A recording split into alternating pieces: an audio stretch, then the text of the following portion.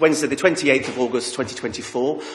So this is the Bath and North East Somerset Planning Committee being held in the Council Chamber. I'll introduce my colleagues here on the top table before we get going. So just to my left. I'm Karina Haskins from Democratic Services. And to my right. I'm Christopher Griggs-Trevarthen. I'm one of the team managers of the Development Management team. Hello, I'm Simon Elias. I'm one of the legal officers in the Council. Thank you. Can I remind everybody to switch off the phones and any other electronic devices and make sure they're on silent, just to double check so we don't get any bleeps or disturbing noises. I'll advise you that the meeting is being filmed. It's being webcast on the Council's website, so it's going to be available on YouTube. For any speakers, if you don't want to be on camera for whatever reason, if you just let the operator know in the corner, he'll make sure that you're not shown. I'll ask Karina if she'd be kind enough to read out the emergency evacuation procedure. Thank you. If the continuous alarm sounds, you must evacuate the building and proceed to the assembly point. From this room, you follow the illuminated green signs using either the marble staircase at the end of the building nearest to Bath Abbey or the main staircase. Please do not use the lifts. The assembly point for this building is in Orange Grove on the green outside Browns. Thank you. Thank you. I'll also introduce our highway officer and planning officers, Daniel, David and Danielle in the corner, who will be making their presentations this morning. So could I ask for apologies for absence, please? So apologies from Councillor Tim Warren. I'm sure Councillor Warren on his sick bed will be watching this live, but we'll be wishing him well and a speedy recovery. Can I ask members if they've got any declarations of interest, please? Councillor Collins. Yes, thank you, Chair. Not a declaration of interest as such, but as the Ward Councillor, I intend to make a statement on item number 1 on the agenda. Thank you very much. So you'll be leaving the room once you've made your statement. Thank you. Councillor Crossley, I understand you've got an application? For the last item, thank you very much. Right, okay. Urgent business on item 4. Oh, sorry, apologies, Councillor Hodge. Yeah, sorry, Councillor Hodge. I'm the Ward Councillor for item number, sorry, I can't find it, number 5 on the agenda. Okay, you'll be the first member allowed to speak as you are Ward member, that's fine. Okay, I've got no urgent business to raise. So we'll move on to item 5, and it relates to how the public make their statements and how we deal with questions. Thank you. So the procedure is the speakers will be called to speak immediately after the case officer has made their presentation, and the order of speakers and time allowed will be as follows. Parish Town Council representatives will speak first and will be allowed 3 minutes in total. Objectors to an application will be allowed 3 minutes in total. Supporters of an application will be allowed 3 minutes in total. And if there's more than one objector or supporter, they must share the 3 minutes allowed to each side. Ward councillors not on the committee who have indicated that they wish to speak may do so for a maximum of 5 minutes. The speeches will be timed by the traffic light system you can see on the table next to me. At the start, the light will be green. It will turn to amber when there is 1 minute of speaking time remaining. When the light turns red, speakers should immediately conclude their remarks. Thank you. Thank you. We'll move on to the previous committee, which was held on the 31st of July. I wasn't in attendance. Councillor Hodge, as Vice Chair, kindly chaired that meeting. But could I have a person to put forward a motion to support the minutes, and it's a true account of what happened? Thank you. Councillor Jackson. Anyone to second that, please? Councillor Collins, thank you very much. All right. We didn't have any site visits from the 31st of July meeting, so we'll move on now to the main part of the agenda, which is to discuss the planning applications that have been brought before us. So the first one is item 1, which is 1 to 4 Wells Road in Lincoln. And David is the case officer. Would you like to make a presentation? Good morning. Thank you, Chair. So item number 1 on the agenda this morning relates to a site known as Units 1 to 4 Wells Road in Bath.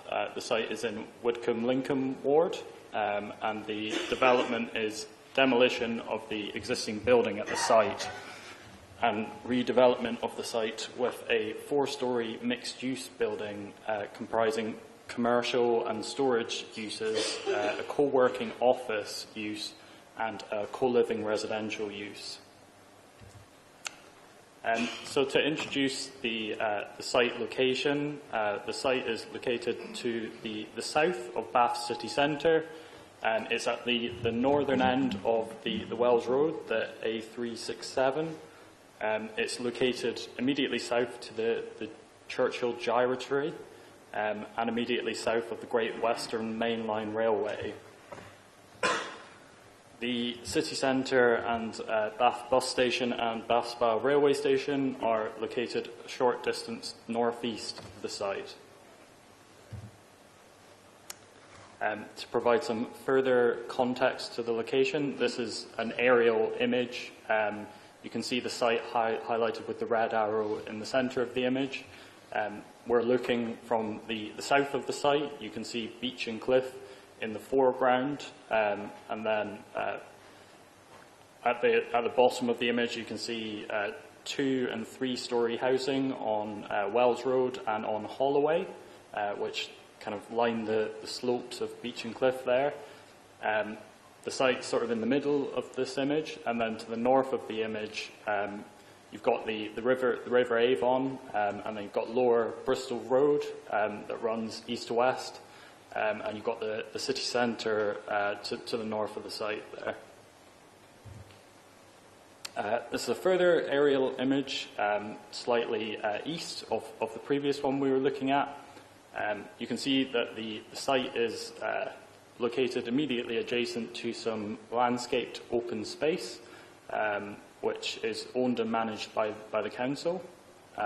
You can see the Churchill Bridge to the right-hand side of this image. You can also see on the far side of the River Avon in the city centre, you've got the Corn Street and the Avon Street car parks, which are the site of the Bath Quays North development, which the committee has dealt with several applications pursuant to.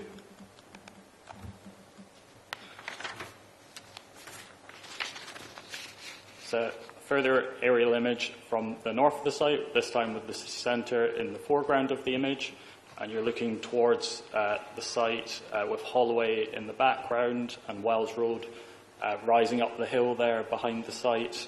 The site is located within both of Bath's World Heritage Sites. It's also within the Widcombe and Kennet and Avon Canal character area of the Bath Conservation Area.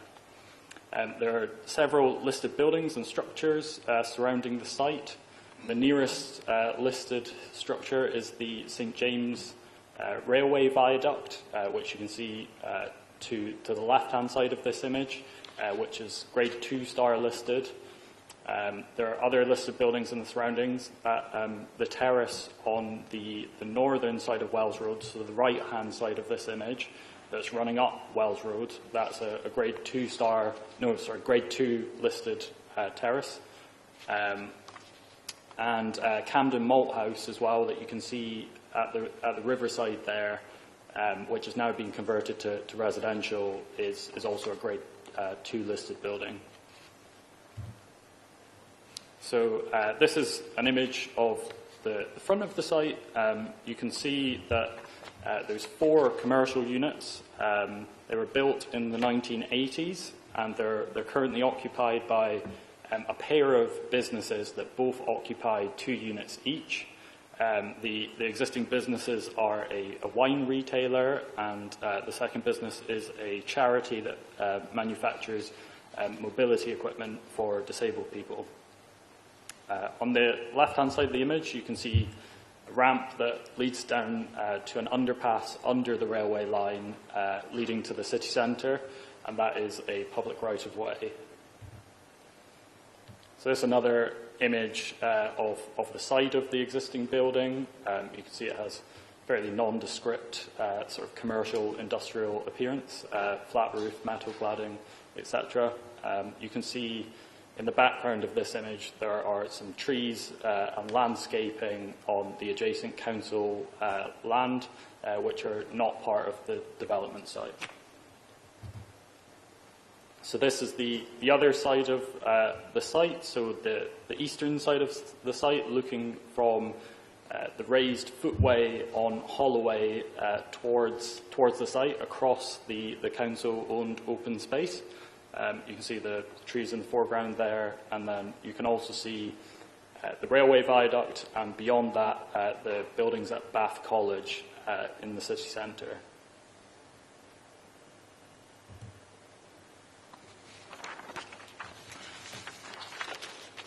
So this image is an aerial image of the site highlighted in red as it would have been in 1946, so just post-war. As you can see, both the site itself, in terms of the development it included, and the surrounding area are very different to the modern context. There has been a lot of clearance of this area in the 1960s to accommodate revised road layouts, and also because the quality of buildings were felt to be poor following the war.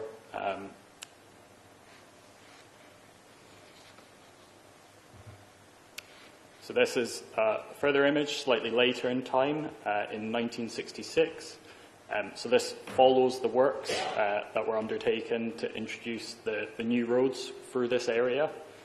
You can see the Churchill Bridge there in the foreground with the double-decker bus on it.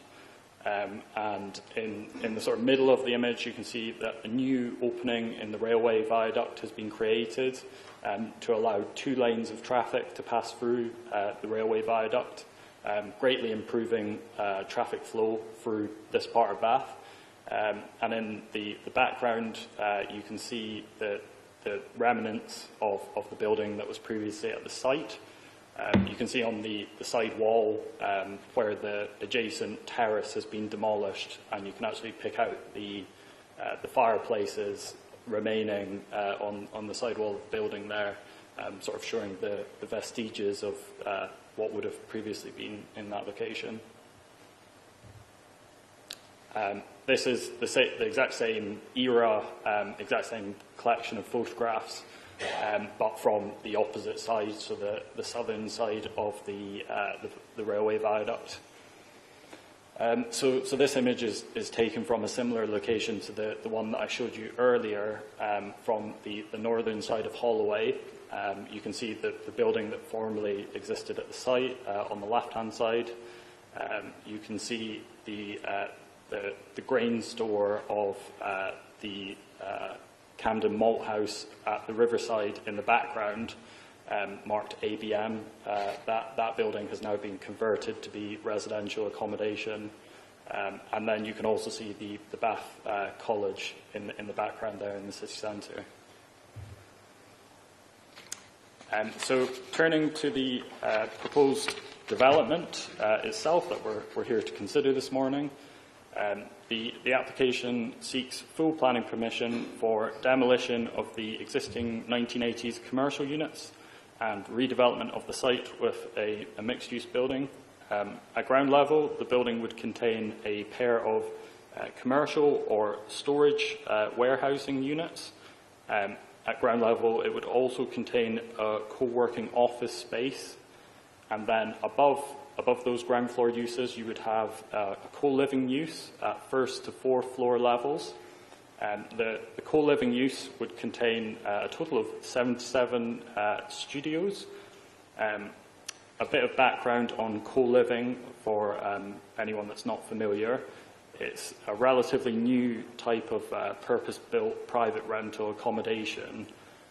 It has kind of emerged from previous sort of informal warehouse type living uses. The tenants rent a sort of smaller private studio space within the building, which is supplemented by access to larger shared communal living areas, providing additional amenities. Co-living schemes in other parts of the country are typically located in central urban areas, and they regularly have higher residential densities, and most tenants are typically younger in age, typically between 26 and 40 years old in other parts of the country. So the the building will contain a total of 618 square metres of communal facilities. That will include communal kitchens, dining and socialising areas, the office space that I mentioned at ground floor level.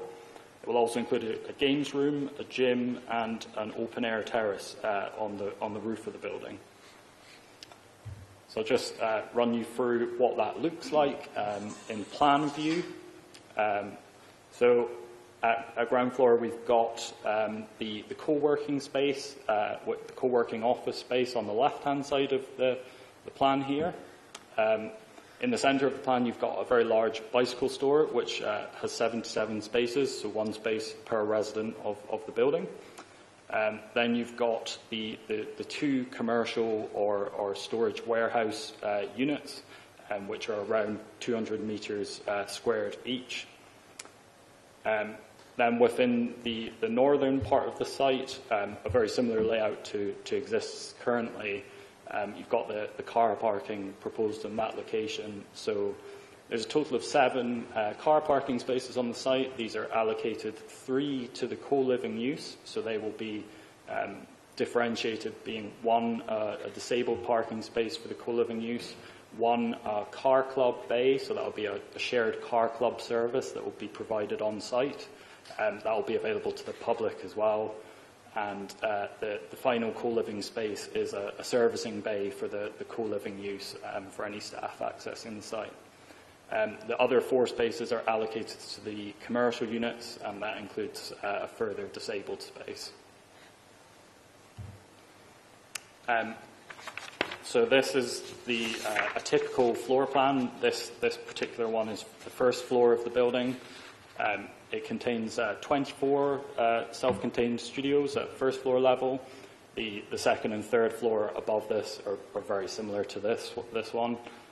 Each studio is around, on average, 24 metres squared, and each floor has 1 larger unit, which you can see in the sort of top right-hand corner by the secondary staircase, which is a wheelchair adaptable unit, which in this case is 32 metres squared. You can see in the lower centre of the image, that's the kitchen and dining room, which would be available to all residents within the building communally. This is a typical studio layout. So the room is around 24 metres squared. It's fitted with purpose-built furniture to make efficient use of the space for the residents. They've got their own ensuite bathroom within the studio. There's also a small kitchenette, so you'd be able to prepare sort of quick meals within your private studio. And there's a fold-down bed to make best use of the studio space. This is a typical plan of the communal kitchen and dining and social space on the floor to show how it will be set up. In this case, it's 108 metres squared, and it would contain additional kitchen spaces that would be available for use by residents. For example, when they wish to cook a bigger meal for friends, they would be able to do so in this space. If they wanted to socialise outside their studio, then they're able to use this space or any of the others within the building. So at the 4th floor level, the 4th floor of the building is entirely dominated by communal facilities, so it's been set over to the shared use. It will contain an additional kitchen and lounge space on the left-hand side of the image. The roof space is also where the games room will be in the bottom left of the image, and on the right-hand side you've got a large gym area that will be available for use by all tenants within the building. And in the centre of the image there, you've got a large open-air terrace that will be housed within the roof form of the building, so the sides will be closed, but the roof will be open to provide outdoor amenity space, and that will be fitted with built-in furniture as well. The roof terrace is a total of 305 metres in area, and that contributes to the overall shared living accommodation available to residents.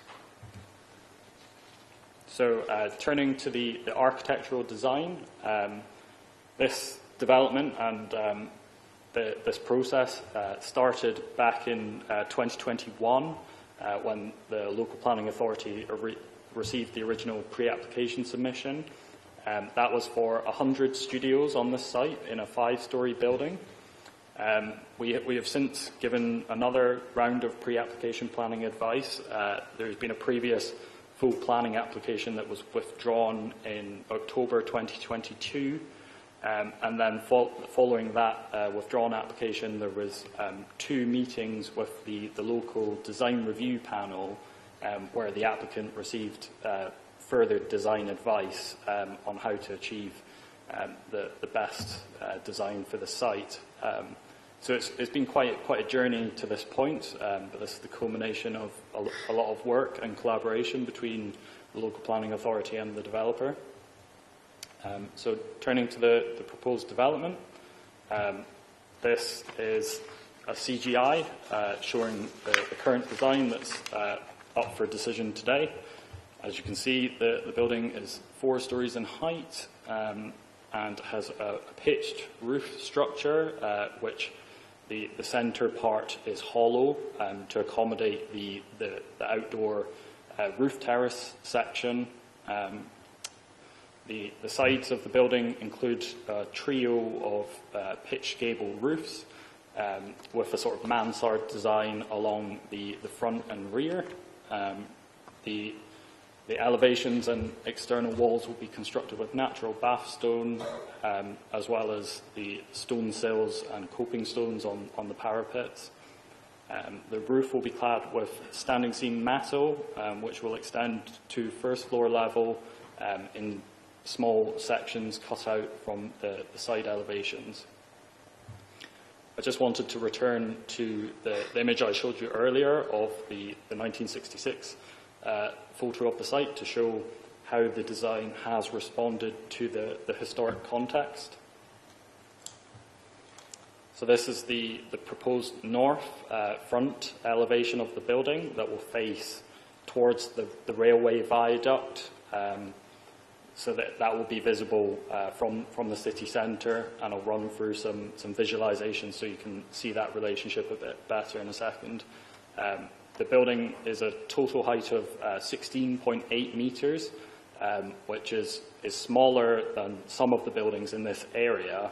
However, as you'll see shortly, the heights will be comparable to other buildings in the area because the site is slightly elevated on others nearby. This is the rear elevation of the building, so the south-facing elevation that will face Wells Road. The building, due to the change in land level, ground levels, will appear 3 stories at the rear southwest corner. The green dots that are highlighted near eaves level are the built-in bat boxes, so the building will include a variety of wildlife enhancement features. So these are the side elevations. As you can see, the lower one in the bottom left is how the building would appear from the Churchill Gyratory and the A36. So that's the tallest sort of elevation. On the other side of the building will appear slightly smaller due to the change in ground levels. This is a townscape section which shows the height of the building in relation to other adjacent buildings. You can see the line taken from the top of the adjacent waterfront house, the former grain store, to Camden Malt House, and you can see Beech and Cliff rising in the background of the site there. So this is the opposite section showing the site, you're looking from what is effectively within Beeching Cliff. So this view would not be readily obtained, but it illustrates the height of the building in relation to adjacent buildings. So you've got Waterfront House on the left-hand side, the former grain store, and you've got Carpenter House and Key House, the University of Bath office buildings in the city centre adjacent. So to run through some visualisations from the landscape visual impact assessment, this is the viewpoint looking southwest from the city centre. You've got Churchill Bridge in the foreground, you've got the St James Viaduct in the centre of the image, and obviously the development behind that. I think the important points that I'd highlight from the officer's perspective are the fact that the building appears very distinct from the railway viaduct as a result of its use of Bath stone rather than the brickwork that's on the viaduct. And also the fact that we can see the woodland of Beeching Cliff rising above the roof profile, so the building does not entirely obscure the views of the wooded hillsides.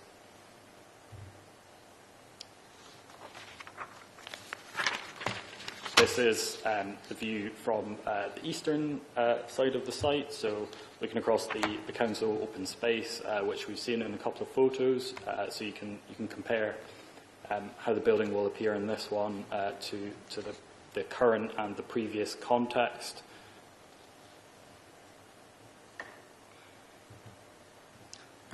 This is taken from a very similar location, slightly further north, down towards the A36 and the gyratory. You can see the full height of the building. So this is the angle where the building will appear tallest.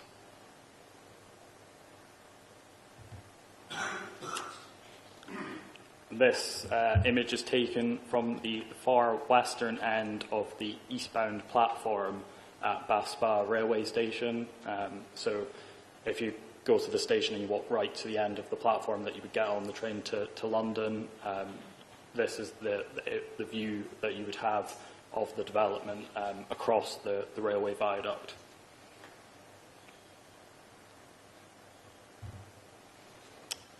So this view is from the east. We're on Bathwick Meadows. You've got Sydney buildings down in the foreground of this image. You can see the railway viaduct sort of traversing through and round below Beeching Cliff. You can also see the large office buildings in the city centre on Manvers Street.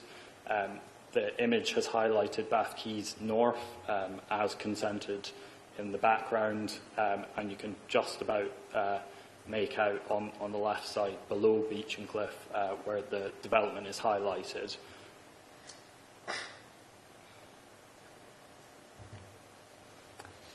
This image is from the Bath Lookout at Alexandra Park, so you're looking towards Bath City Centre with Carpenter House and Key House in the foreground and the Abbey beyond.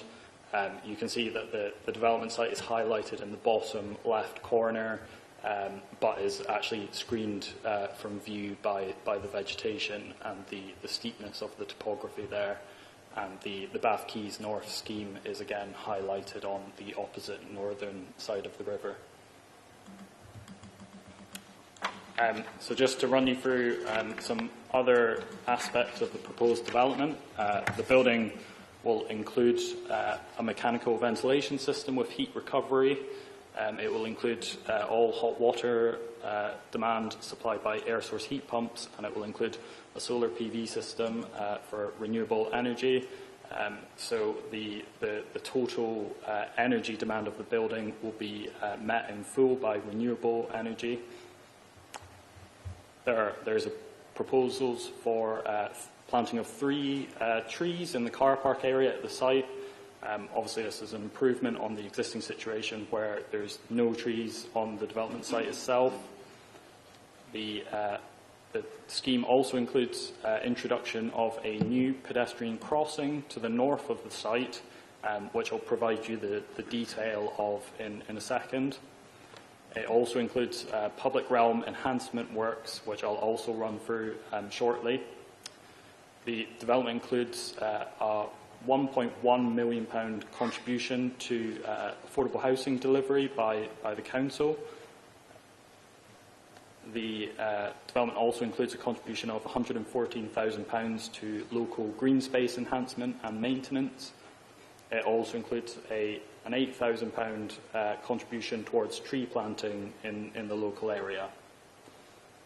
And then there's a final contribution, which is £6,380 towards targeted recruitment and training, as well as commitments to create work placements, apprenticeships and new construction jobs associated with the construction of the development.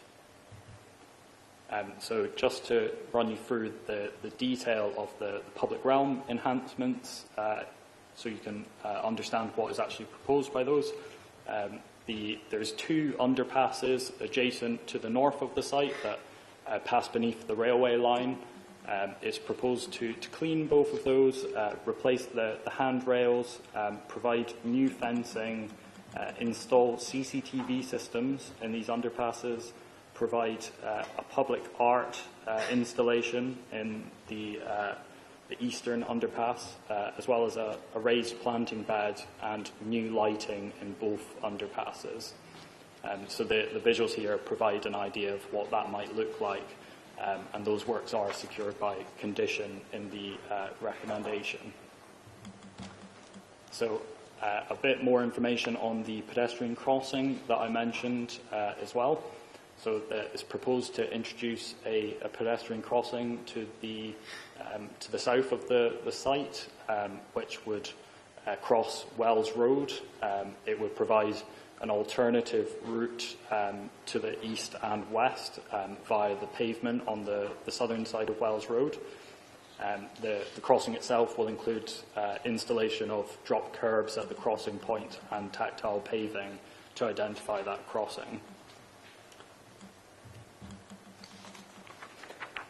So to run you through the public consultations, there's been a total of 18 objections to this planning application, and we have also received an objection on behalf of ward members for Widcombe and Lincoln, councillors Alison Bourne and Deborah Collins.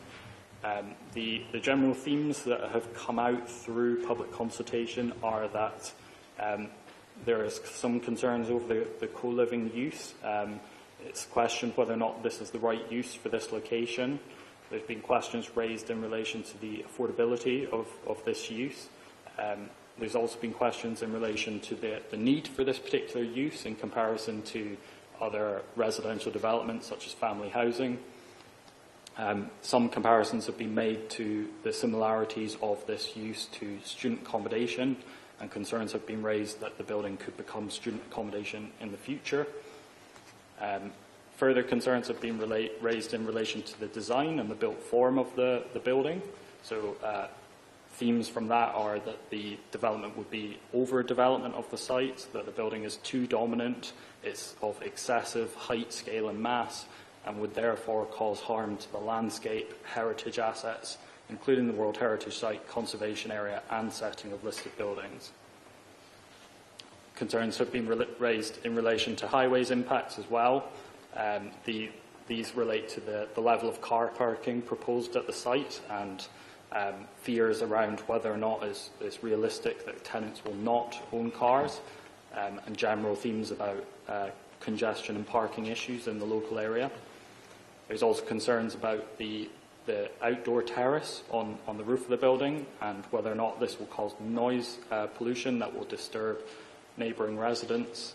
And then there's been some final issues raised in relation to the energy and sustainability modelling and its accuracy, as well as the potential pressure for removal of trees on the adjacent council-owned open space. So just to run you through briefly through the assessment undertaken by officers. Officers have identified some conflict with policy ED2B, that requires that where industrial uses are being lost, that they are marketed before they are changed to other uses. No marketing of this site has been undertaken in this instance. However, on assessment, officers find that the loss of industrial uses would be relatively limited due to the fact that one of the uses is currently in retail use rather than industrial use, and also the fact that the scheme includes 2 commercial or warehouse storage units within the ground floor plan. So overall, it's found that the package of economic benefits incorporated within the scheme would outweigh the conflict with ED2B through inadequate marketing. The location, in principle, is deemed an acceptable one for high-density mixed-use development. It's a very accessible location, located very near the city centre. It's a brownfield site, which should be supported for higher density residential development in this area, and the local plan supports that. As noted, the site has incorporated larger scale buildings historically, is considered a gateway location to the city. It's adjacent to an open green space, and it's felt that the surrounding townscape can accommodate a larger scale building in this location. Nevertheless, a development of this scale will pose some harm to heritage assets and the landscape that is established in this area, even since the 1960s.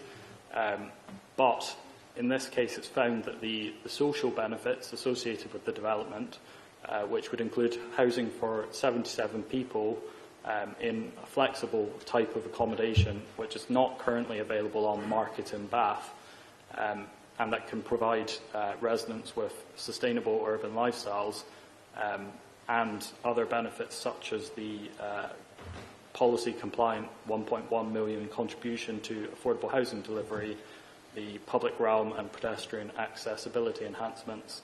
These benefits that are associated with the scheme are deemed sufficient to outweigh the harm posed to heritage assets in this case. So the overall assessment is that the development has minimised its harmful effects and is associated with a range of benefits, and it's felt that the conditions recommended within the report are sufficient to secure an acceptable development.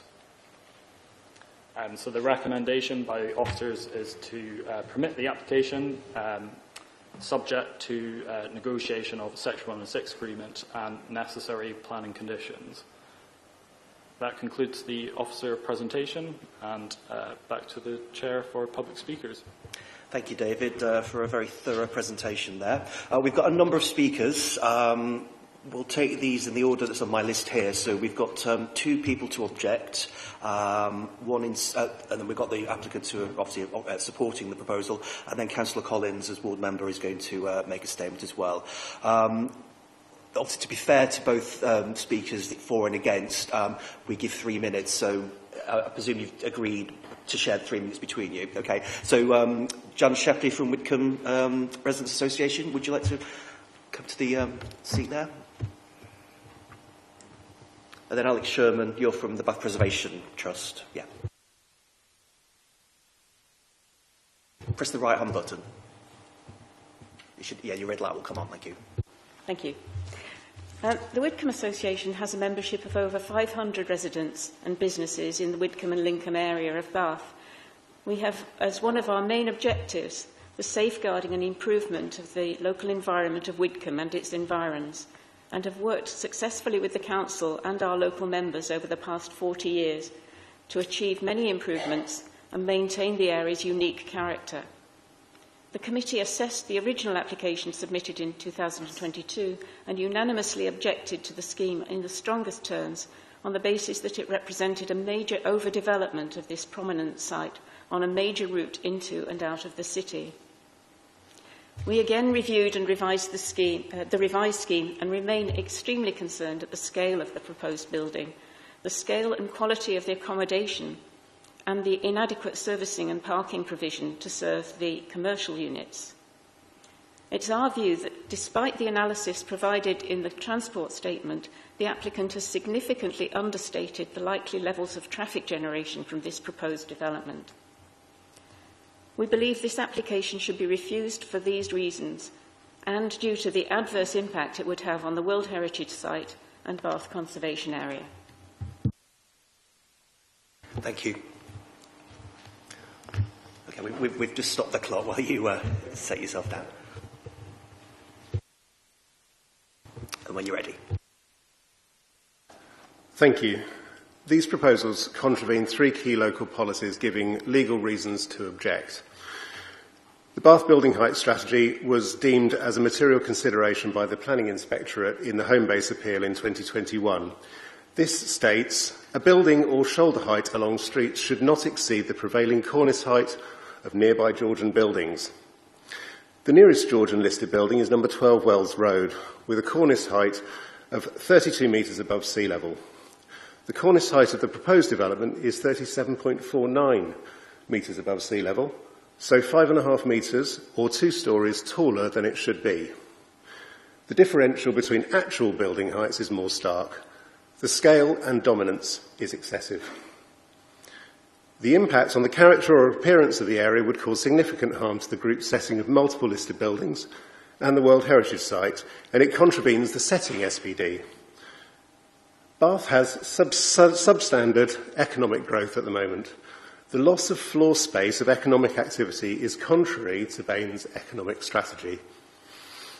In addition, the average rental for a one-bedroom flat in Bath is currently £972. In the UK, it's £735. A studio room in a co-living unit in this development would be £1,335, 1.8 times the UK average. So how is it affordable? And the final insult for an oversized, overpriced development is that it does not meet minimum national standards space requirements per person.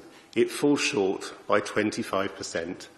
We know that we need, urgently, really, really good sized housing in Bath, but this does not meet those needs. Thank you very much. Right. If I could ask either Paul Brundle or Paul Van Rek to come to the Speaker's chair and make their statement.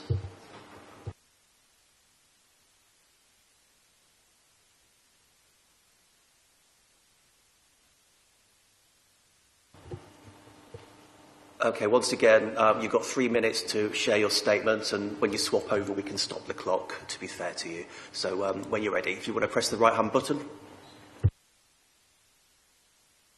Good morning, Chairman and Councillors. My name is Paul Brundell, CEO of Cosy Living. Your officers described to you the application and its merits, so I address some aspects of the site and the concept of co-living as an alternative type of housing for young people.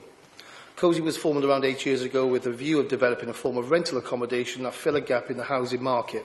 We provide self-contained studios with ensuite facilities and kitchenette for each resident. In addition, there are large communal kitchens, dining areas, lounges, gyms, cinema room, wellness, health suites, roof terrace, plus the use of the co-working spaces. Co-living is not student accommodation. It is aimed at young professionals, and this will encourage young talent to remain or come into the city to help in its future economic growth and create employment.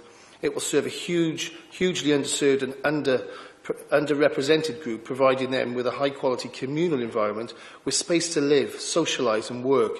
It will also promote social contact, build a community which helps encourage emotional well-being and avoid feelings of loneliness. We offer a minimum 12-month tenancy, which will help build a community that the Cosy ethos stands for. All residents will pay a single monthly payment to include all utilities, council tax, cleaning, Wi-Fi, gym and the use of co-working spaces. Cosy has agreed a £1.1 million affordable housing contribution with the housing officer. Since the proposal is an affordable offering, it is not suitable to have traditional affordable housing on the site. Each resident will also pay council tax, generating additional revenue for the city. Cosy will provide improvements to the underpasses serving the city and provide a new pedestrian crossing.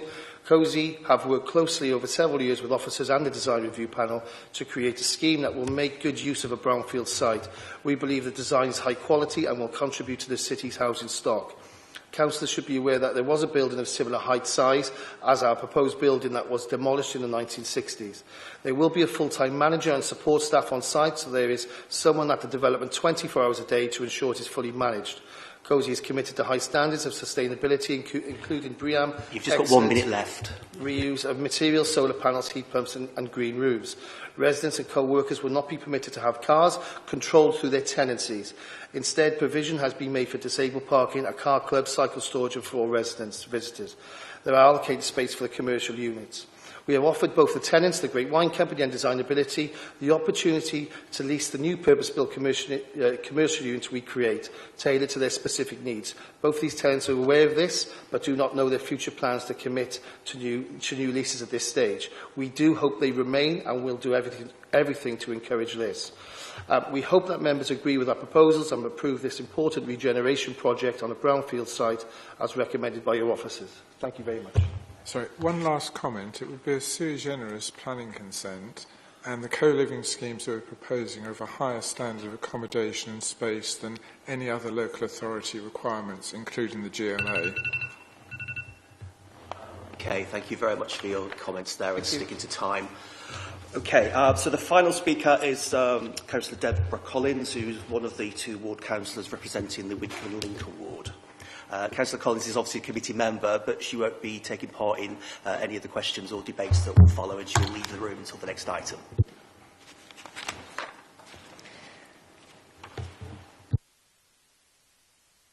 As ward member, you're entitled to 5 minutes. Yes. Councillor Collins. Okay.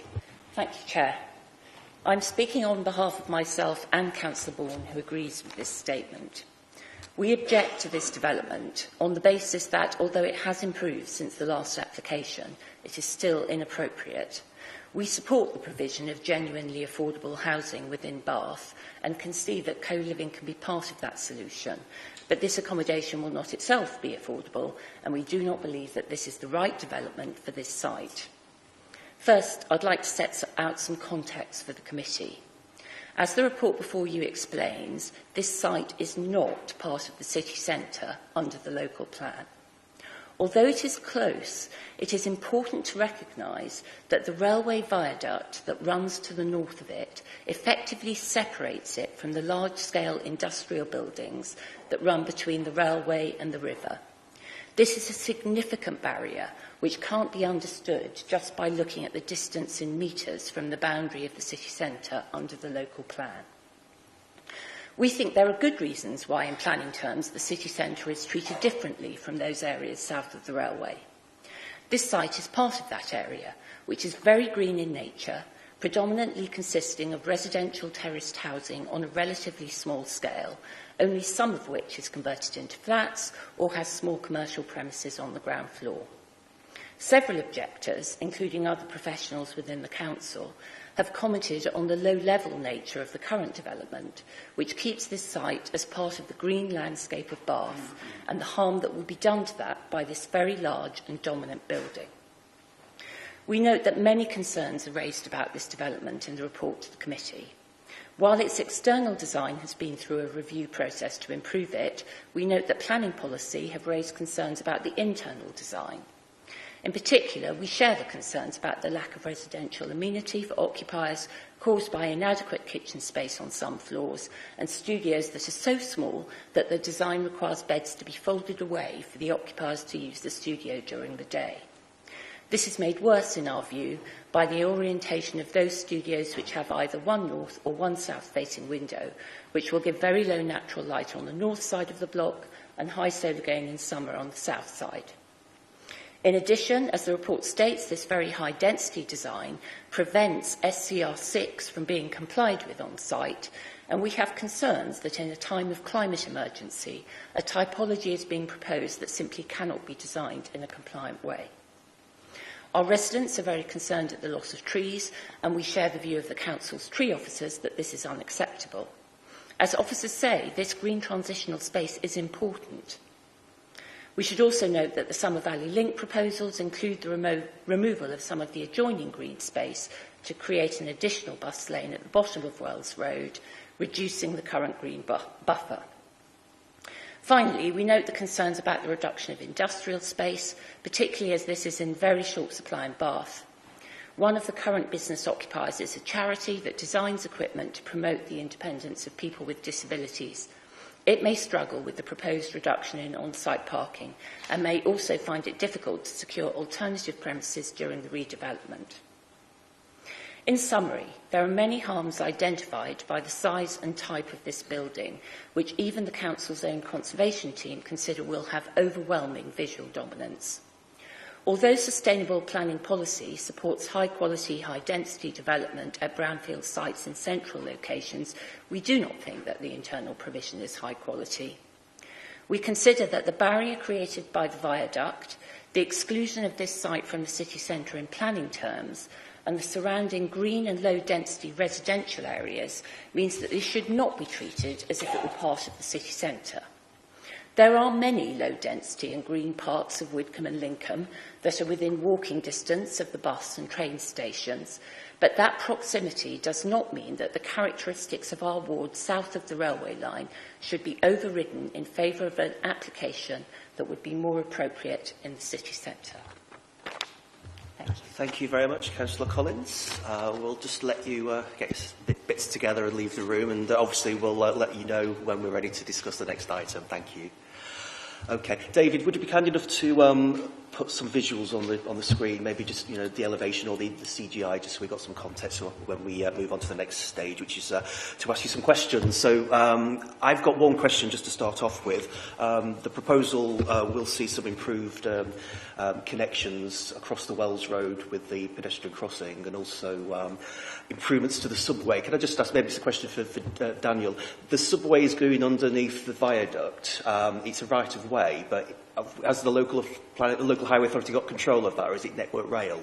And if it was Network Rail, how do we manage that in terms of the 106 agreement? Okay, if you just want to check. Has anybody else got a question that they want to ask David? I can start to answer. Okay, if you want to answer that as well, and then Councillor Jackson will. I understand that the railway viaduct is owned and managed by Network Rail, and therefore any works to that would need to be agreed with Network Rail. There is a condition on the recommendation that requires the works to be implemented prior to occupation of the development, so there is an expectation the works would be carried out before any use of the building commences. That would be a process that would need to take place following the grant of planning permission. So in terms of the fairness of the condition, the developers, if it is approved, will be reliant upon Network Rail to agree to that. And have you got assurances that Network Rail will be prepared to accept the improvements that are being put forward? And obviously, if they don't, then that means that the development couldn't go ahead, or they'd have to come back with a variation of condition, wouldn't they?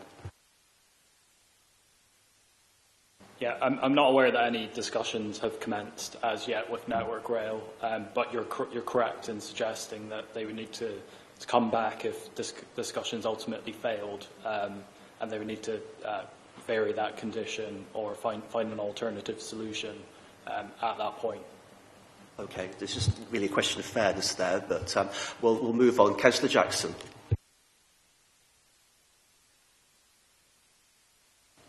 Right, is that all right? Can you hear me? I've got several questions, I must admit. First of all, it seems that in the process of the negotiations about this site, it turned out that the trees which are now proposed to be removed actually belong to the council. Do you have any kind of, I think it's called a Grampian condition or a third-party condition, any sort of assurance that the council is going to comply with what would be required to achieve this edifice, given the arboriculturalist report? That's my first question.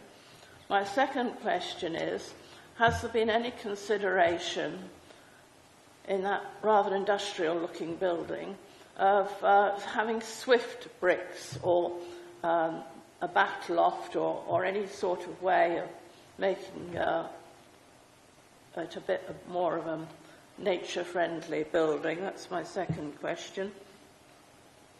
And Thirdly, I was wondering what you were going to do, or what sort of monitoring there might be about the work placements and the apprenticeships, which at the moment, from my local knowledge, would seem to be very difficult to fulfil. What happens if they cannot fill the 10 places? Will there be any sort of monetary payment instead?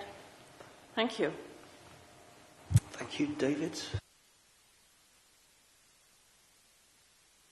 I'll begin with the trees. So the boundary of the... Maybe I'll just change slides, sorry. The boundary of the development site stops at the edge of the tree line at the back of the site on Wells Road. So the trees are not on the development site, and the current application would not permit the removal of these trees. But if the trees were later to be removed or taken out, or in any event, if planning permission is granted, there is a contribution that is going to be paid to the council, which is £8,000, and that's for replacement of, I think it's nine trees, even though there's only 3, but that complies with the council's tree replacement policy. So that's the mitigation that's in effect there. But given that the trees are not on the development site, the application does not propose their removal at this stage. In relation to the Swift bricks and bat boxes, there is a scheme of wildlife boxes included within the architectural design. They are shown on some of the elevation drawings located at eaves level. So there is provision for both bird boxes and bat boxes, and I think there's also some insect bricks in there as well.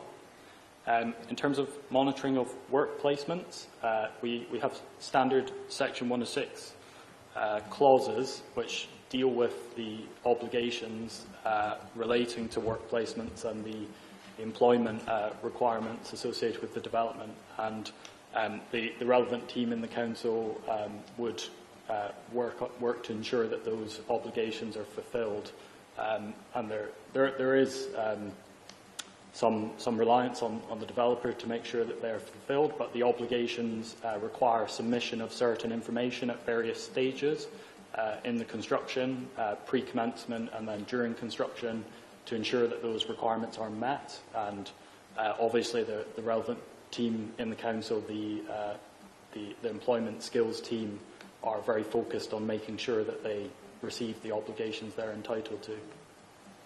Thank you very much. Councillor Jackson, you've got a supplementary question. That isn't quite the answer to the question, because we know there's an obligation and we know it's a standard one, but we also know that with the demographics and the tendency of young people to go to university, that it's impossible to fill some of these places, which is why maybe there should be a monetary contribution to provide an apprenticeship in Bristol or something. Do we have a response to that? Each Section 106 obligation does have a monitoring contribution as well. It's a financial sum which goes towards monitoring of each obligation. I don't think that I don't have any experience of that actually being exercised with this particular obligation, because it's not been raised as an issue on other development sites. I think it would be something that would need to be addressed with the employment skills team directly to see what their experience of these obligations are. I can't provide too much more background. I haven't encountered any issues with the obligations on other sites there. Okay. Councillor Gawley. Okay, I've got a couple of questions, sort of factual ones. Firstly, how much bigger is the floor plan of the proposed building than the existing one?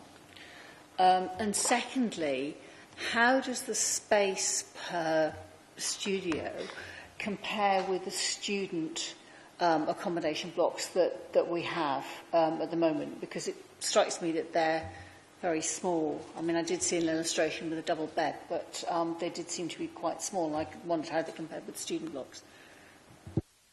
Obviously, we've got to be very clear, we're not looking at student accommodation, we're looking at a completely different type of living accommodation. So it may well mean that the spaces vary because of the nature of the use. Point is that if these are for young professionals, people in their 20s to 30s, they're going to be here full time, whereas students aren't, because they tend to go on holiday. So I suppose it's really, you know, are those spaces and those bedrooms big enough for people to live in all the time? Okay. Mindful that there was an objection from the policy team regarding the internal arrangements, but obviously the developers know their market. But David? So in terms of direct comparisons in terms of the size of the footprint of the proposed building and the existing building, I don't have an exact difference in size of footprint, but you can see before you the floor plan, and I'll show you the existing photo. There you go. Yeah, I haven't got an exact figure. Sorry, that isn't. But I mean, if the road doesn't change and the space for car parking doesn't change and it doesn't extend any further for the far end, then presumably it's the same? I can't confirm that. I don't have that information in front of me. It's very similar, but I don't know I couldn't say for certain. I want to be accurate. In terms of comparisons to size of student accommodation units, obviously, in my experience, these studios are significantly larger than student accommodation units. There are obviously two types of student accommodation. We see some student accommodation studios, but we also see bedrooms with en-suites that have a communal kitchen and dining area. But even still, this living area is significantly larger. The way that we've assessed it, which has been taken from other cities within the country, is to take the national space standard for a one-bedroom flat. So if you're building a development with one-bedroom flats, the minimum requirement is that any one-bedroom flat is 37 square metres. And when you take the 24-metre square studio and you take all the communal facilities and you divide the total area of the communal facilities by 77 tenants that are going to be on site, you get up to 36 square metres. So you're 1 square metre short of a one-bedroom flat. So that's how we've assessed it, and that is the reason that we've found that the area available for residents would be acceptable, not least the fact that we don't actually have an adopted policy in relation to space standards for this type of accommodation, but that is the approach that's been taken by other cities nationally, and we've undertaken a very similar assessment. Yes, so whilst we have no standard, obviously we are applying national standards, and whilst this is a new concept for Bath or North East Somerset, this has obviously been rolled out in other cities, and we've done a comparison directly with those, haven't we? Councillor Crossley, you've got a question. And then Councillor Hughes.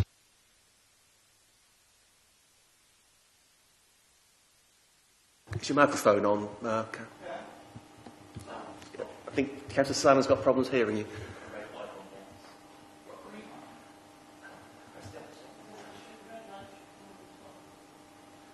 Just get some help. There we go.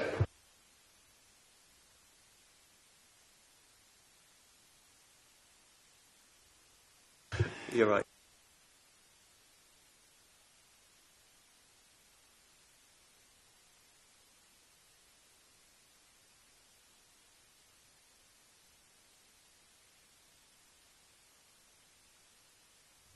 Okay.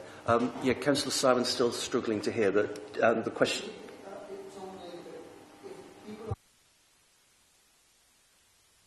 All right, just for everybody's benefit, if we can make sure that we speak directly into the microphone so everyone can hear, and certainly people who are watching this online. Daniel. Yeah, it's for a different team to assess later on, but the parking services team would assess this against the policy from 2006, which would exclude any new residents of new development from a residence parking permit if there is excessive, already no capacity within that zone. So yeah, they would not automatically be applicable or eligible for permits, and it's very likely they'd be excluded. Do you want me to answer your first point about the footpath as well fully? I've got, in terms of the footpath, it is adopted underneath the underpass, but clearly the structure is a network rail structure, and any works that are undertaken to that structure, however minor, would need to be agreed with Network Rail. But they're not particularly structural works, but they would need to be agreed with that authority. All right, so I guess we can probably, if there is going to be improvements, I'm sure they'd probably be quite welcoming of that. Councillor Hughes. Thank you. I've got a few questions, that's okay. I mean, the first obvious one is, how many stories can you count? Because I can count 5, but we're calling it a 4-storey building.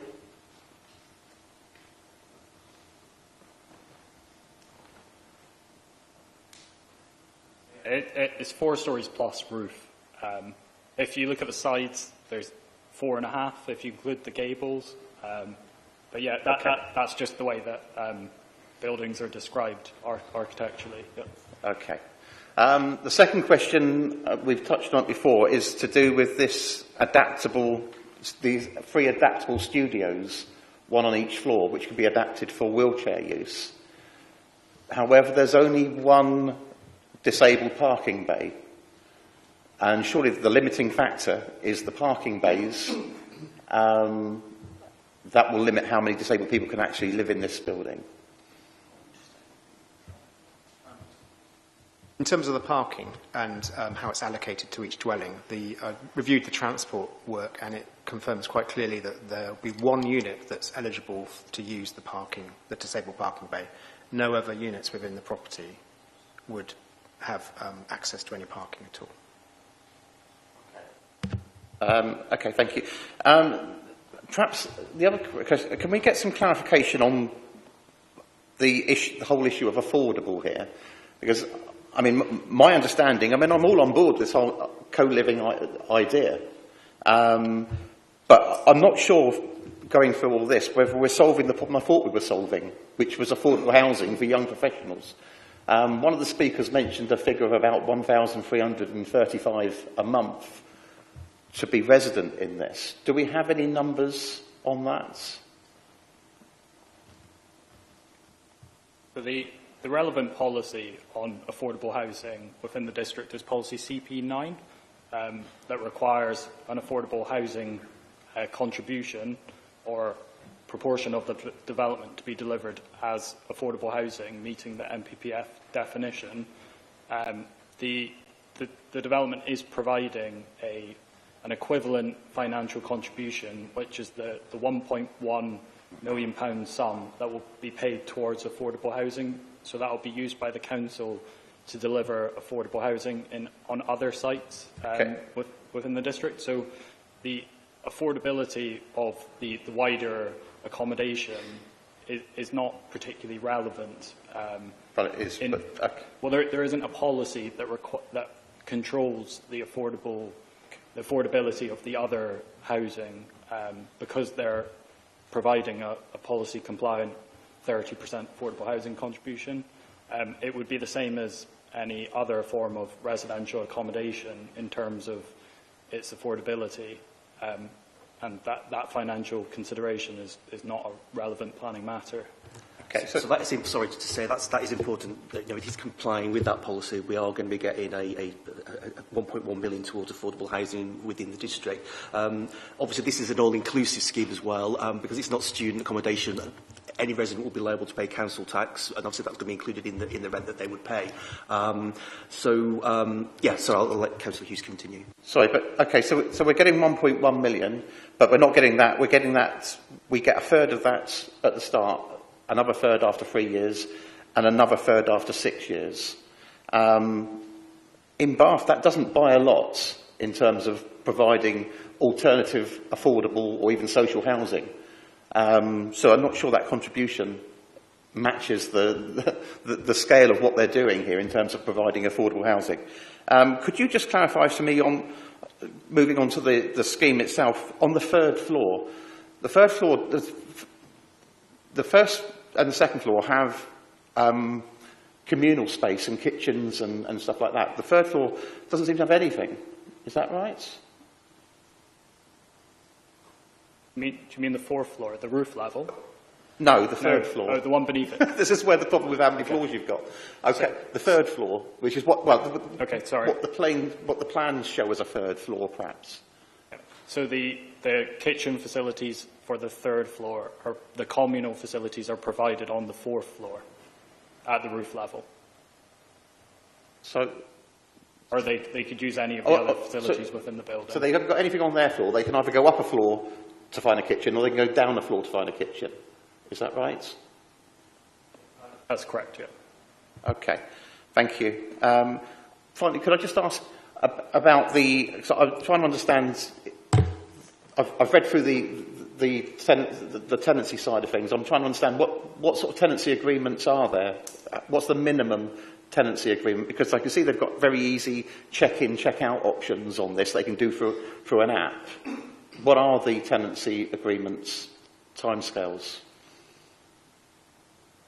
So the applicant mentioned in their speech that the minimum timescale for a tenancy is 12 months.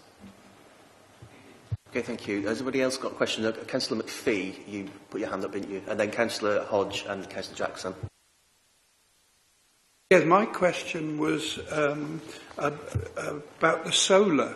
I note that you aspire to create all the energy that the house uses. Is there going to be room on the roof for that? And if not, what will you do? Yep. So the calculations, the energy calculations, have been done based on, I think it's 130 square metres of solar panels that will be installed on the flat parts of the roof, so within the central part that's away from the pitched part of the building. So those calculations have been done based on there being sufficient area on the upper flat roof to accommodate that level of solar. Thank you. Councillor Hodge. Thank you for that presentation. I've got quite a lot of questions, actually. I'm just going to take them one by one, building on what's been asked before. So one of the questions relate to bulk, the loss of trees, the parking for the businesses and the sustainable construction, and the loss of industrial space. So I'm going to start with the bulk of the building one. So this has been pointed out that the building is 5.5 metres taller than it possibly should be in relation to the building height strategy. And we've seen it's elevated in its location, and we've seen elevation images of how that relates to the other buildings. But I'm particularly interested in the bulk of the building we've got, as well as the elevation. So if we go back to that picture that shows the height in relation to the granary store on that elevation, have we looked at the volume of the bulk of what we're contributing? We've looked at the height, and we're saying the height isn't that different, but to me the bulk looks considerably greater than the slimmer but taller industrial building. Has any work been done on the bulk that it contributes compared to the tall buildings on the other side of the on the other side of the circulatory system, the railway line? Yeah, I can't really speak at too much length specifically in relation to bulk, but I would say it's definitely been considered, yeah. It's been considered as part of the overall design, and efforts have been made to try and relieve the mass of the building, such as integrating. Pre-application design had a flat roof, which results in a very rectilinear, monolithic form. So we encouraged that change to have a pitched roof to try and relieve the massing a bit. There's also, on the front and rear elevations, there are steps where the depth of the building steps in and out to provide a bit of articulation in the elevations to relieve what you're talking about. But fundamentally, it's a much bigger building than is there currently, and that will be associated with some change in character. Okay, thank you. So sustainable construction, wasn't quite clear how it fit with the policy. So the policy is that it's zero overall emissions from construction and use, isn't it? And I think what you said in your talk is that there's enough offsetting of the usage through what's on site, but overall we're not compliant with our overall policy because the construction isn't offset, and that's why there has to be a contribution. Is that right? So we can only comply with the policy through that contribution because it doesn't offset the total costs of the development. Is that correct in my understanding? So this situation actually changed as of yesterday, okay. in that we received some last-minute information yesterday, some revised calculations, and it's been confirmed that the development can now offset its carbon emissions in full by renewables on the site. So we don't believe that the contribution to the carbon offset fund is required any longer, and that condition, condition number 16, was revised in the update report published yesterday. You just have one more question, because I'm conscious we've been going for over an hour and we need to get onto the debate quite soon. Then we've got a second item to consider. All right, do you want to get... Do you want to put your microphone back on? I would like to get these questions in, so it's quite important. I just want to be clear on the loss of green infrastructure and the trees on the site, exactly the extent of the loss actually on the site. Have you got a picture of the trees that are there and are not there any longer?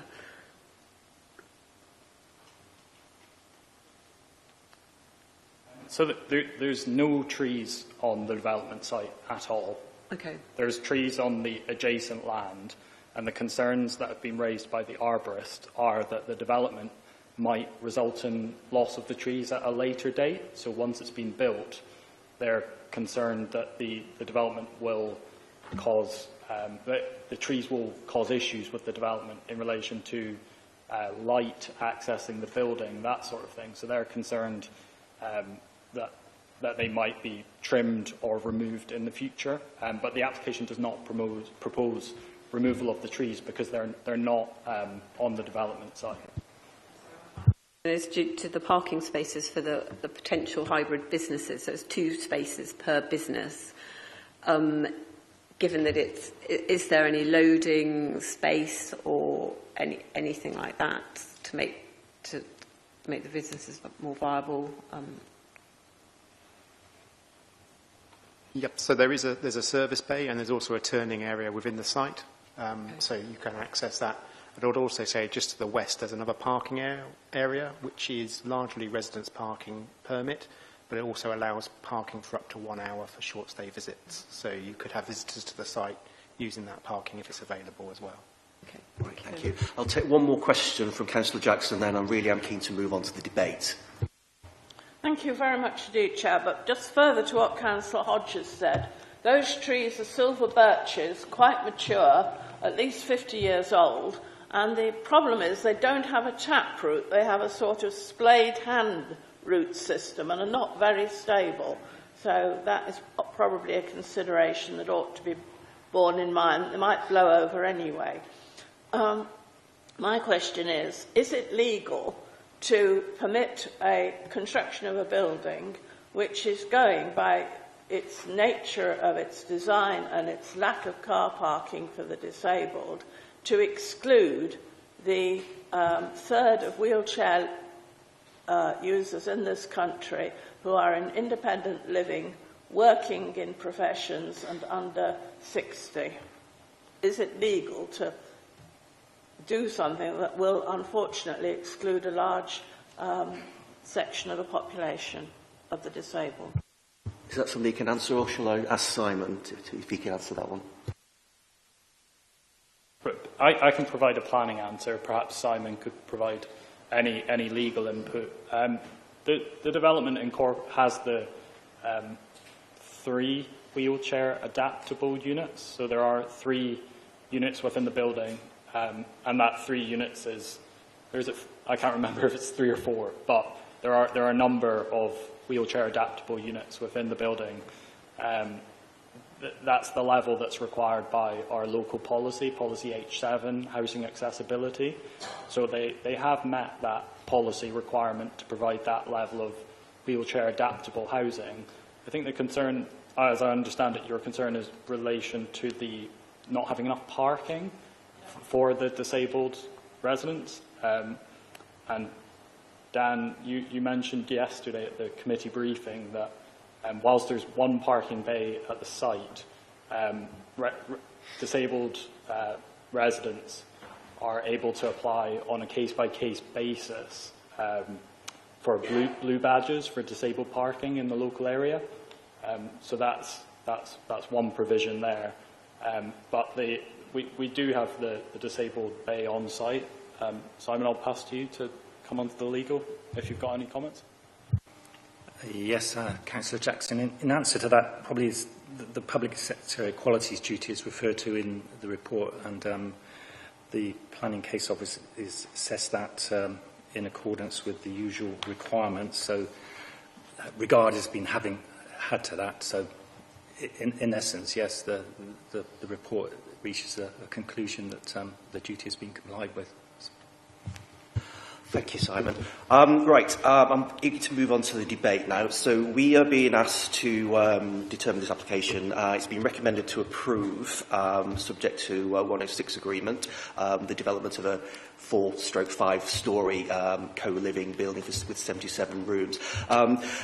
Obviously, the applicant knows their markets in terms of the configuration internally. And I think we really need to focus on the fact that we've had objections from our conservation team. Historic England were consulted. Whilst they're not objecting, they say it's an improvement on the previous scheme. Obviously, Bath Preservation Trust have commented. We've also had an objection from the Residents Association. So I think we need to focus upon the scale, height and bulk of the building and whether it is appropriate in its setting next to the Grade 2 star listed building and other listed buildings. Think about the context within the conservation area and the World Heritage Site and determine whether we are content not only with the type of development, again emphasising it's not student accommodation, it would keep graduates and young professionals within the city. They'll be able to commute quite easily to London and to Bristol and also hopefully work in the city as well. So I'll open it up. Who wants to make the first point? I normally look at Councillor Hughes, this instance, but Councillor Gawley. Okay, so sort of both my late 20, early 30-year-olds live in co-living spaces in Manchester. I think it's a great idea. I think it really helps young people who aren't yet on the housing ladder. I've just inquired my son's rent for a much bigger space with a far bigger area of living and kitchen and so on is half the potential rent of this, which is a concern for me. I think it's a great idea, but it seems to me not as affordable as one would want for people at that stage in life who are meant to be saving up money to buy houses or pay their student rent back. I think in terms of the bulk, it's big, but I recognise that it's been changed in design to try to make it more, to fit better into the area. I don't have a problem, but I do have a feeling that it's over large and there isn't enough internal space for the residents. So that's my concern, I think, about it. Okay, thank you. Anybody else? Councillor Hughes? Thank you. I think one of the problems I think we have with this is the fact that we don't yet have a co-living policy, and until the new local plan's agreed, we won't have one.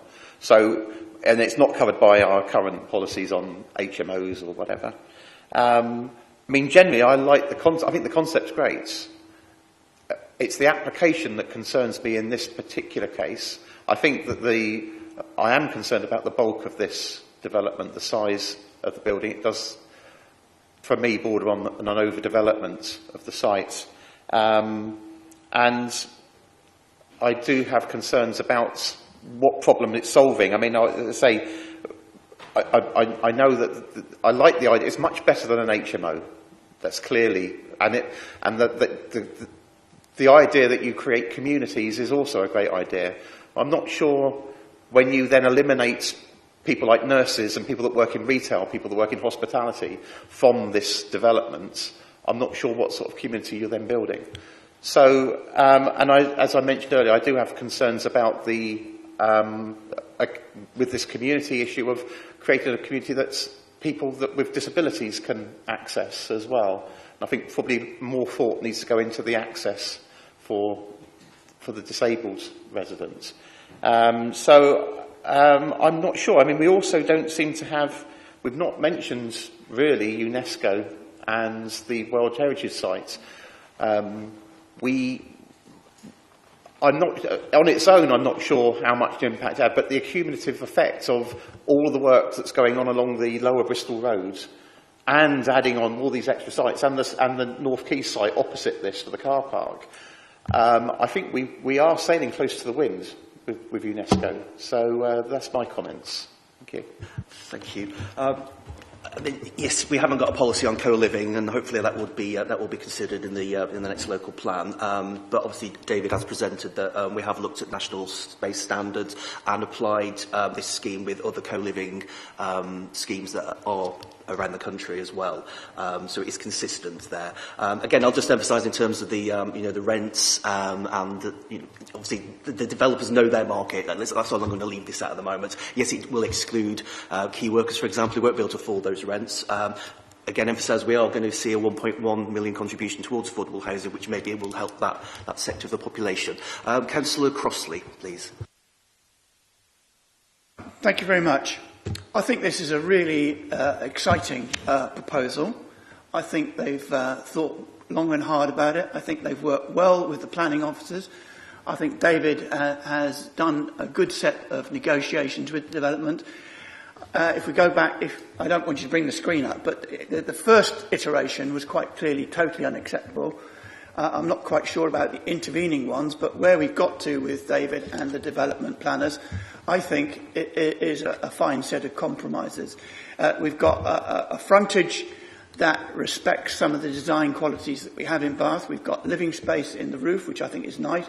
I think on previous applications I've talked about better use of the roof space because it's something that gets ignored in city centres, but when you go to Europe, the roof space becomes an integral part of living in flats in city centre. I think this, we can argue about whether this is the city centre or not, and then quite clearly, geographically, it's not city centre, but I think where we've got this, I think it fits in with that transition between to the city centre.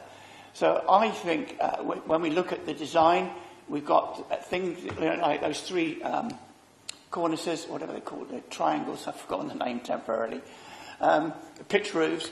I think we've got a really well thought out compromise from the developers with our planning team, and I think they are to be commended on the work they've done in bringing us this.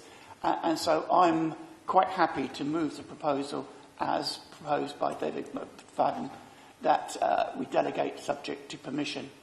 Okay, we'll just park that for the second. Councillor Toby, you would second that, would you? Okay, well, I'll come back to you and you can make a statement in a second. Councillor McPhee, you wanted to say something?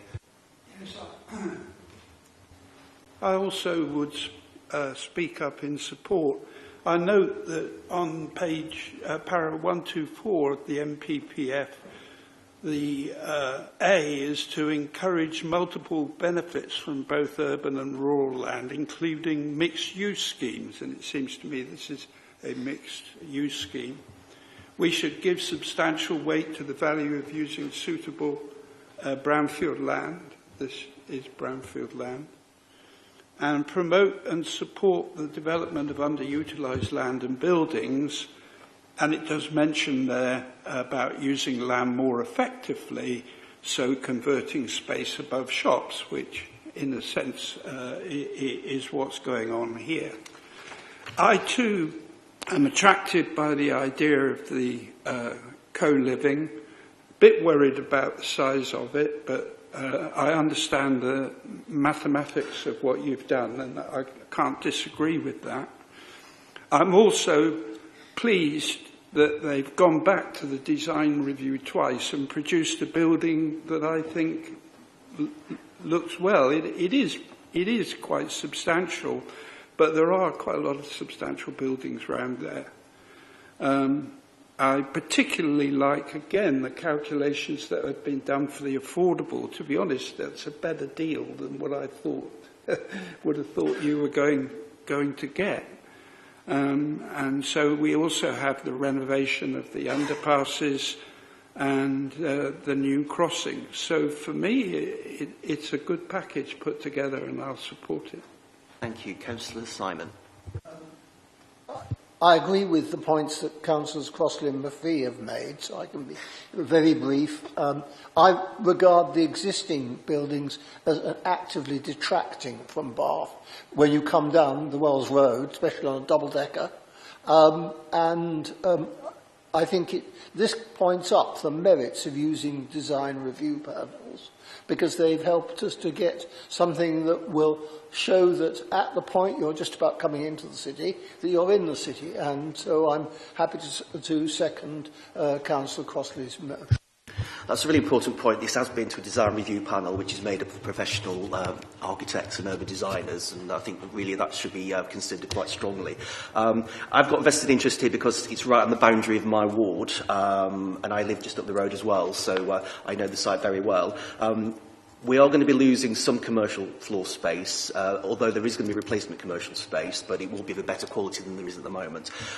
David, right at the beginning, you were comparing, and I know the applicants have compared what was there historically in terms of the bulk of the building. Obviously, it wasn't a World Heritage Site in the 1960s, but it's a very exciting scheme, and my only reservation at the moment is it's probably a story too high. However, as has been argued in the report, the less than substantial harm to the heritage assets, I think, can be outweighed by the benefit that this scheme will have, albeit it would be an expensive scheme for some people, and that would exclude them, but it will, there will be demand for this, I'm quite sure. Councillor Hodge, did you want to make a final point? So I want to make a discussion point, really. I think this site is a highly prominent site raised on, in the World Heritage setting. I feel surely we want to see developments that tick as many of our planning policy aspirations as possible in relation to affordable housing, the environment and the impact on the World Heritage setting. I'm concerned that 5 of the Council's internal experts have maintained their objections to this application. They haven't revised them, there's still objections. The planning policy team, the economic development team, the landscape team, the arboriculturalist and the conservation team. They've all maintained objections for planning policy reason. And I think we have to think about how many sites are we going to let be developed without the tenure of affordable housing that, you know, is really wanted by our workers in the city, and how many sites left do we have to provide that type of accommodation. So I actually wouldn't support a motion. Okay. I'll come to Councillor Jackson in a second. We do have a motion put forward and it's been seconded, so we'll take a vote on whether we will go with the recommendation. But Councillor Jackson? I don't want to disappoint my many fans on YouTube, but I have to, I'm afraid, oppose Councillor Crossley and say that I think co-living is an excellent concept, and I hope it's going to mean more graduate retention in Bath, but it's very expensive compared with other areas such as Abbey Wood in Gloucestershire, where it's much cheaper, and it's the wrong build. It's the right building for its purpose as a co-living edifice, but it's in the wrong place. We haven't seen much of the buildings on that are higher up above it, which give a residential feel.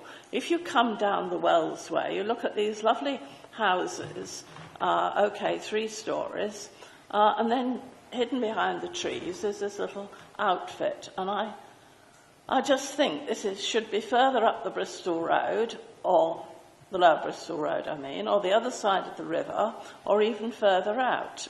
It's just not right in a predominantly residential area where there happened to have been a couple of units snuck in. And of course that's the other rather important point that's been made. This is contrary to our economic development policies because we're going to lose a significant amount of economic activity floor space. So I'm opposing the motion. Right, we'll take a vote shortly. As I said, my only reservation is the height, but I think on the tilt of balance, and yes, bearing in mind we have got some internal objections, I think the officer's recommendation is right, and you know, the benefits this scheme will have, I think, outweigh the objections and those policies that it's deemed to be contrary to. So I will take the vote. It's been put forward to support the officer's recommendation by Councillor Crossley. That's been seconded by Councillor Simon. So can we take a vote, please? All those in favour? And those against? 4. Okay, I think I've been quite clear and explained my view on this, and as the chair, and because we're on a tie, I get a casting vote, so I will support the recommendation.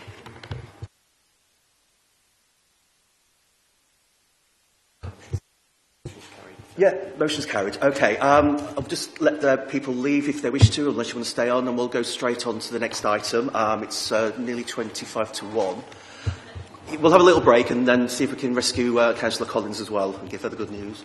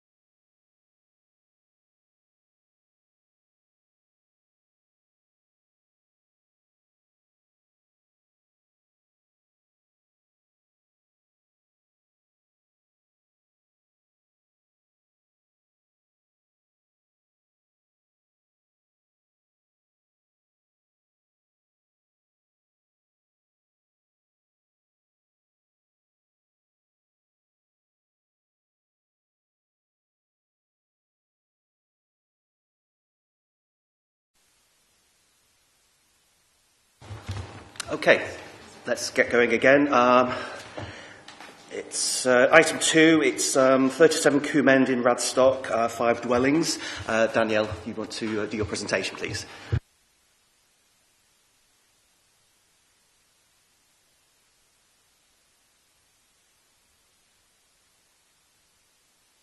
Just need to get the screen up.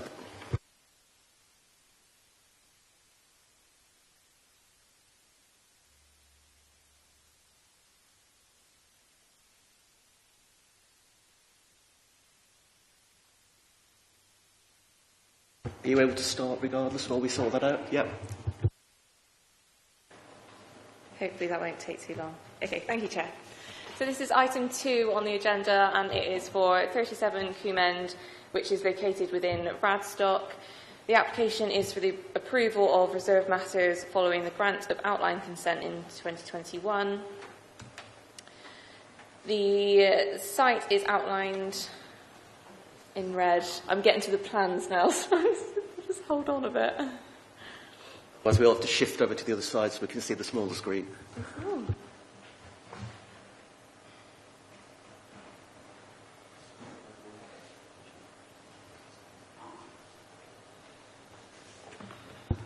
Just apologies to everybody for the technical glitch.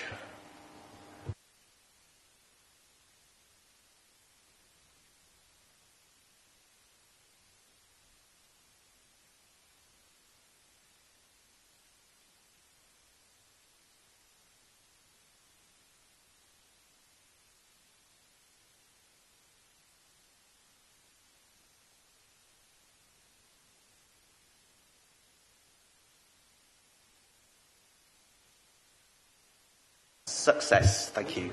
Well done. Oh.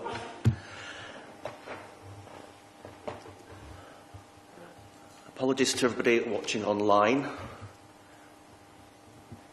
There we go. Back to you, Daniel. Thank you. Danielle. So this is the site location plan, the extent of development outlined in red. So you see the access is off of Combe End and then wrapping around the rear of 33-34 Combe End as well.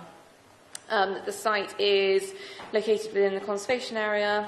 There's been quite a lot of development in the recent years and some extant permissions as well along Combe End, so it will be subject to quite a lot of residential development in the next few years. Just an aerial image with the same red outline, which you can see the roof slope which goes up towards the Bath New Road. Just by way of background, so outline consent was granted in February 2021. All matters were reserved except for access. The access arrangements are the same as the outline in this application. So the principle of the demolition of the garages, the change of use of land and development of 5 residential properties was established through the consented outline permission. So this application therefore seeks to approve the reserve matters of layout, scale, appearance and landscaping. There was a previous application for the site for 7 dwellings in 2011. This was not implemented but then replaced by the 21 consent. Existing site location plan, site section, which just shows the steep slope up towards Bath New Road. So the development is on towards Combe End, the existing properties, which is a new terrace here, and then the development would be somewhere around here. Straight in for a proposed site plan. The development is kind of in 2 parts. So the western side of the site is where the semi-detached properties lie, 4 2-beds. The rear gardens are set into the hillside and therefore are stepped in their levels. The access road off of Combe End sweeps round to the back of the site and then leads towards the much larger detached contemporary dwelling. That dwelling is set quite significantly into that hillside. I'll show some sections shortly. But we're first going to focus on the semi-detached pair, just some floor plans. This is the ground floor. You'll note that the bedrooms are located on the ground floor and living space at the first.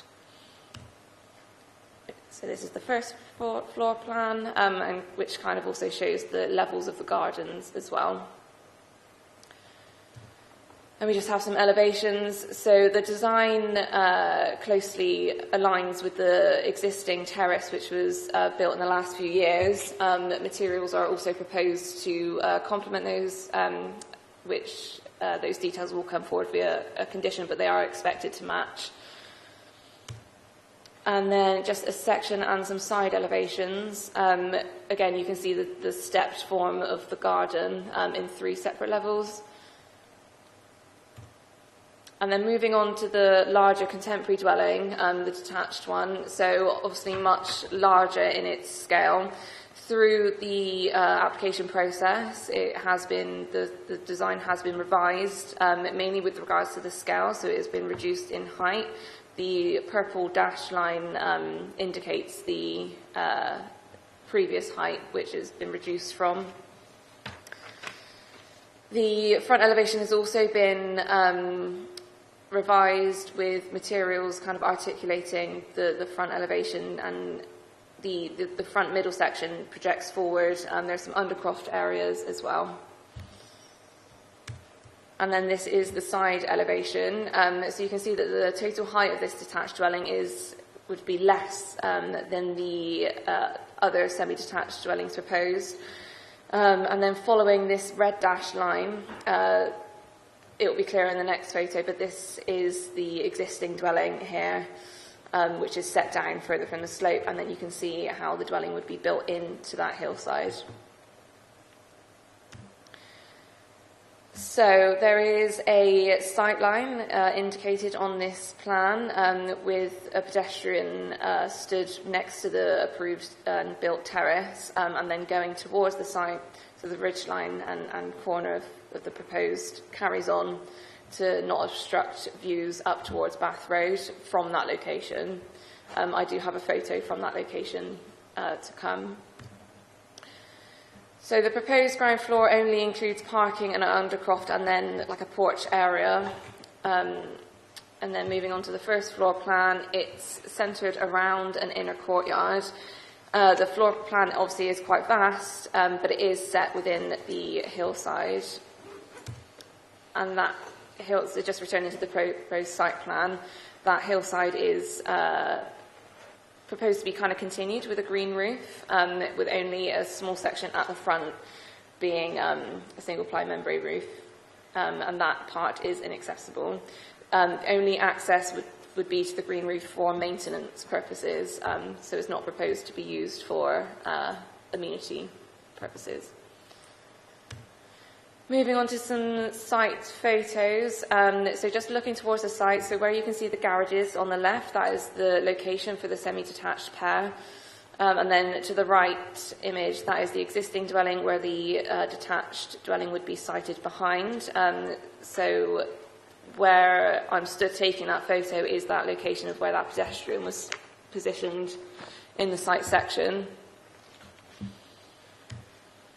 And then just moving further southeast down Combe End up towards the site, and then looking further east, so the proposed dwelling, the height would kind of be the same as this ridgeline here. It would come out further up until about this point. You can't see my cursor, don't worry.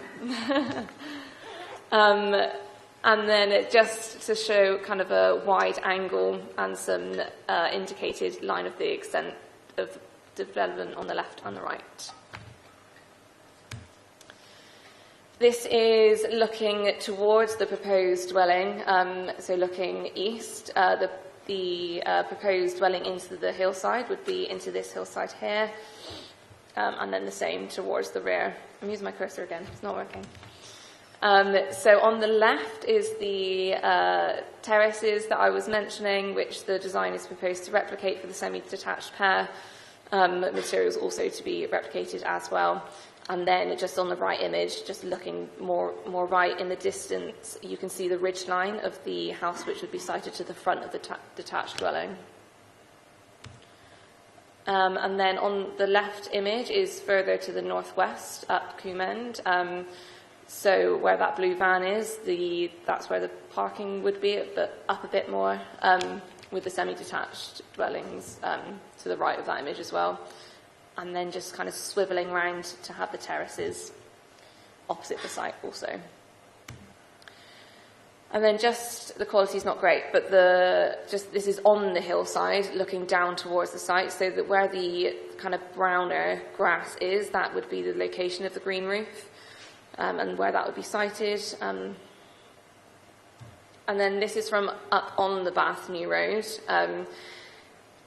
Officers consider that the detached dwelling wouldn't massively be visible from this location, considering the green roof, potentially a slight section of that ply membrane roof. Because it's so steeply sloped and then set into the hillside, that visual impact would be minimised from the Bath New Road. This is its most visible point from that new road. And then just looking up Bath New Road, lots of vegetation along that hillside, and then looking the other way, so you can just about see those terraces through the gap. Officer recommendation is to permit for the reasons provided in the committee report. Any questions? Thanks, Danny. We haven't got any speakers, but we have a statement that has been submitted by Councillor Leslie Mansell, who's the ward member, one of the ward members for Radstock, and Karina will read that out now.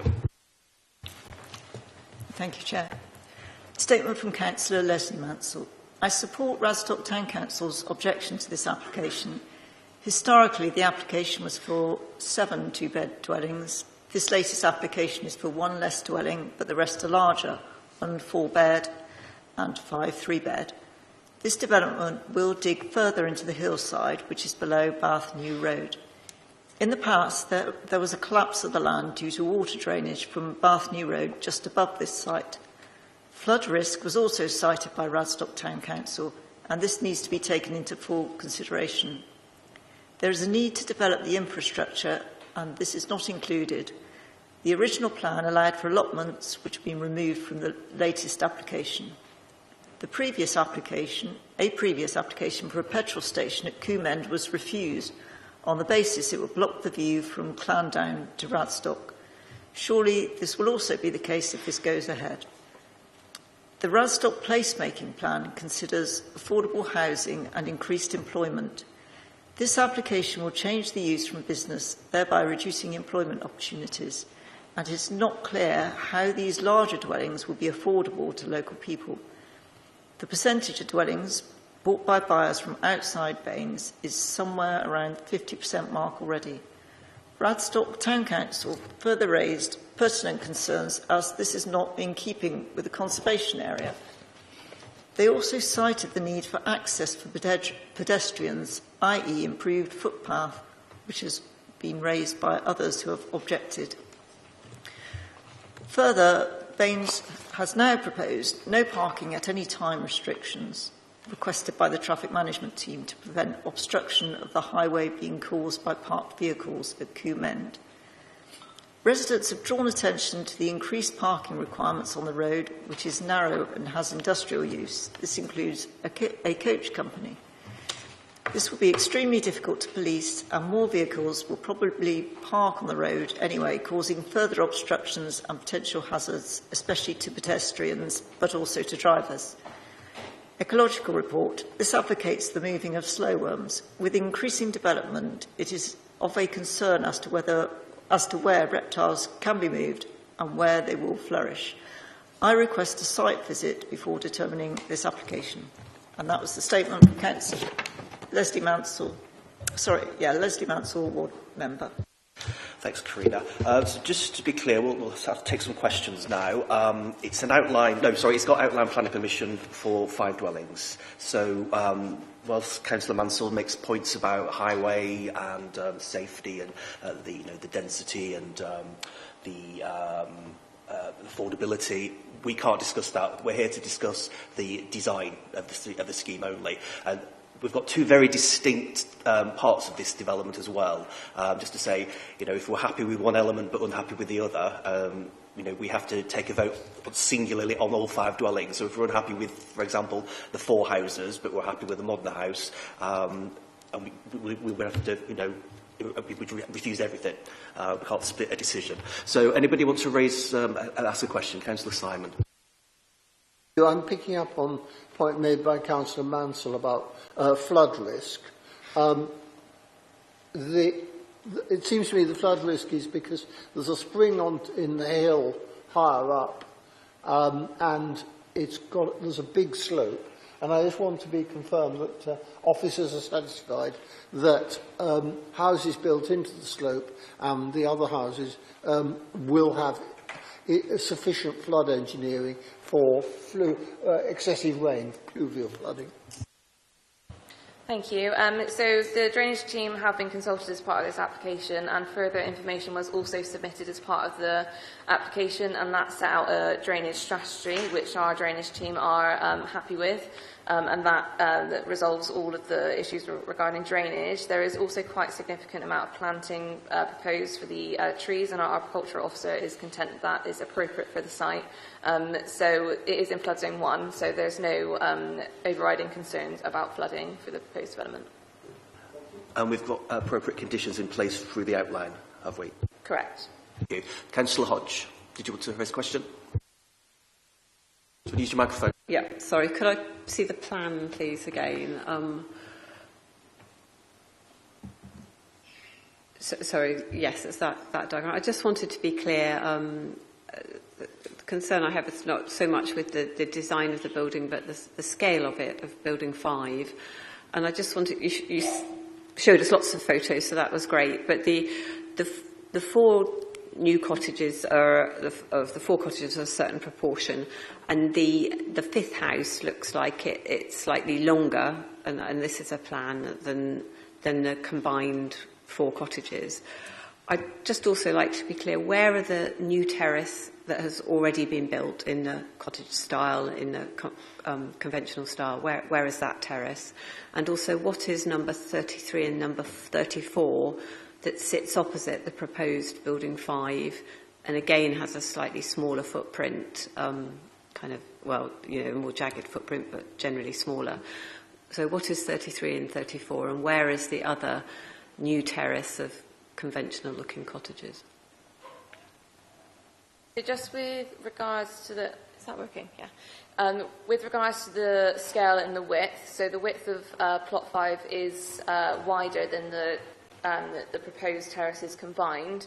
I couldn't find it as part of for the presentation, but there is, I have seen a plan which compares the widths of all of the adjacent sites and those buildings, and they do vary quite massively. So the width of the proposed Unit 5 was considered acceptable in amongst the widths of the other buildings in that area. The terrace is just the bottom left of the image is that terrace. Okay. So essentially directly opposite the proposed terraces, the proposed semi-detached dwellings. And number 33, 34, what's that? That's a residential property. A single house, is it? Yeah. Yeah, okay.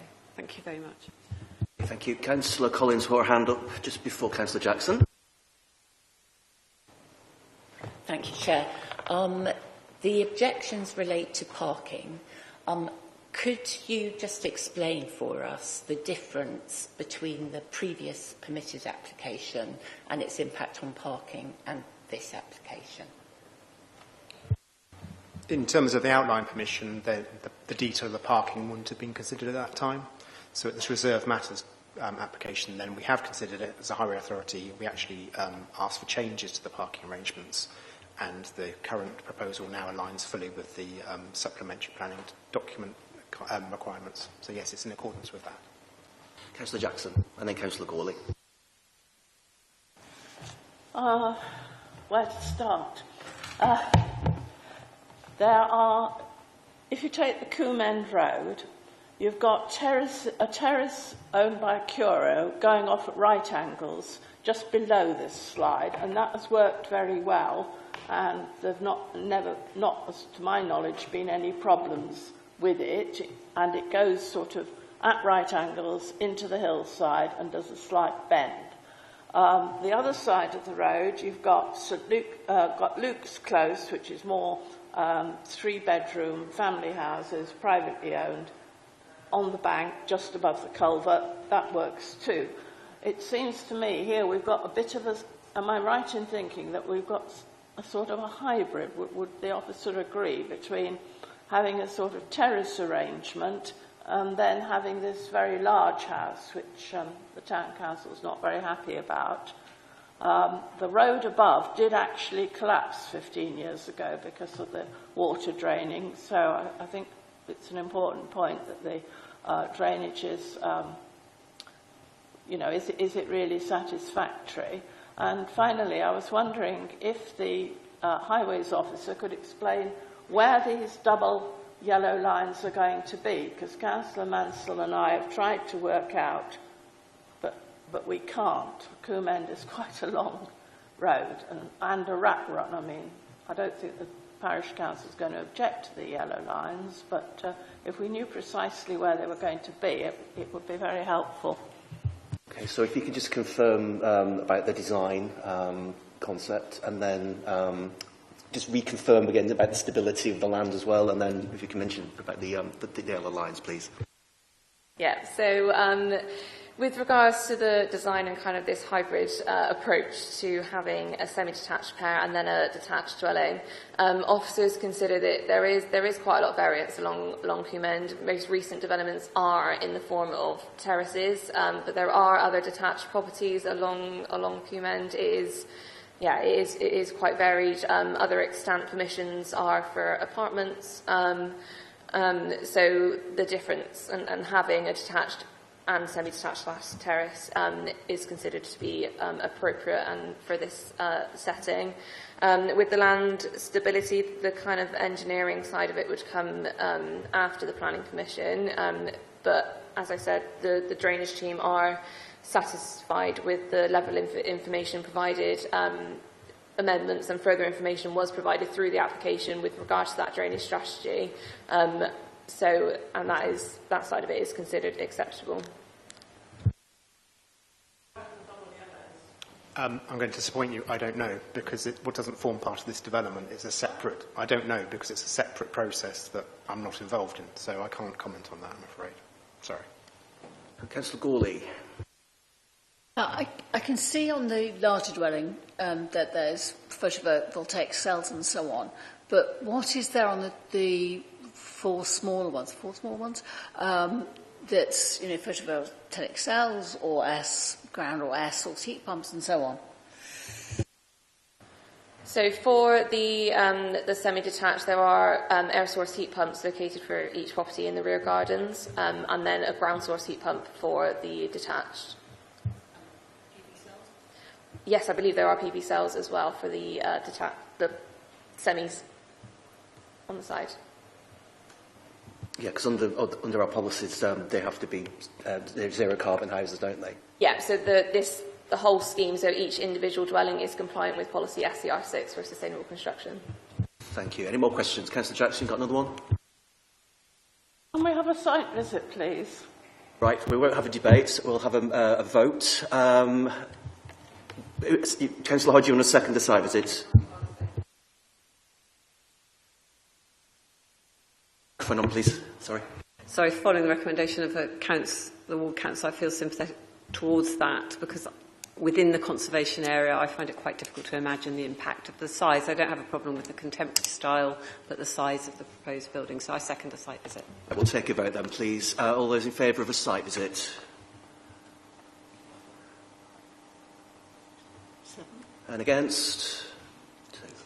Okay, so we'll defer this application for a site visit, and we'll confirm the date of that in due course. Right, it's 3 minutes past 1, so we'll adjourn until 2 o'clock. Thank you.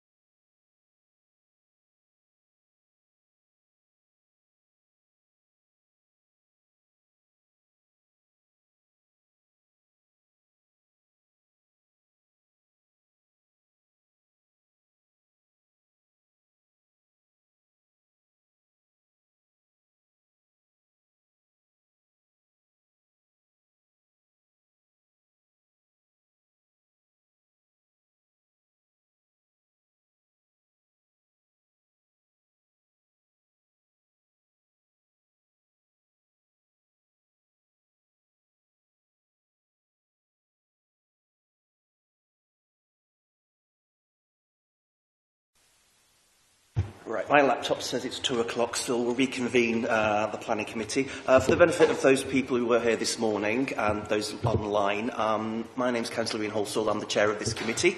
I'll reintroduce my colleagues here on the top table. Karina Haskins from Democratic Services. Chris Griggs-Trevarthen from Development Management Team. Hello, Simon Elias in the Council's legal team.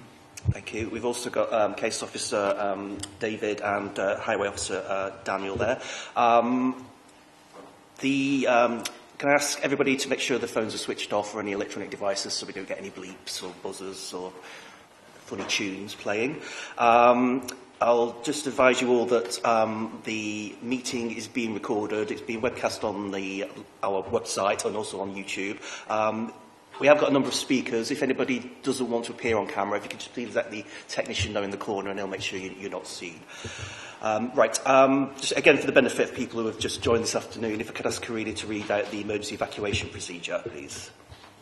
Thank you. If the continuous alarm sounds, you must evacuate the building and proceed to the assembly point. From this room, you follow the illuminated green signs to the exit using either the marble staircase at the end of the building or the main staircase. Please do not use the lifts. The assembly point for this building is in Orange Grove on the green outside Browns. Thank you.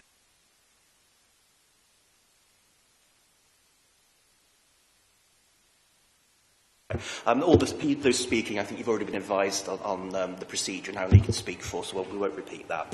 Okay, we'll move swiftly on to item 3, which is a planning application in Newholme in Stanton Wick. David, it's over to you. Good afternoon, everybody. This is item number 3, the first item in the afternoon session of the Planning Committee.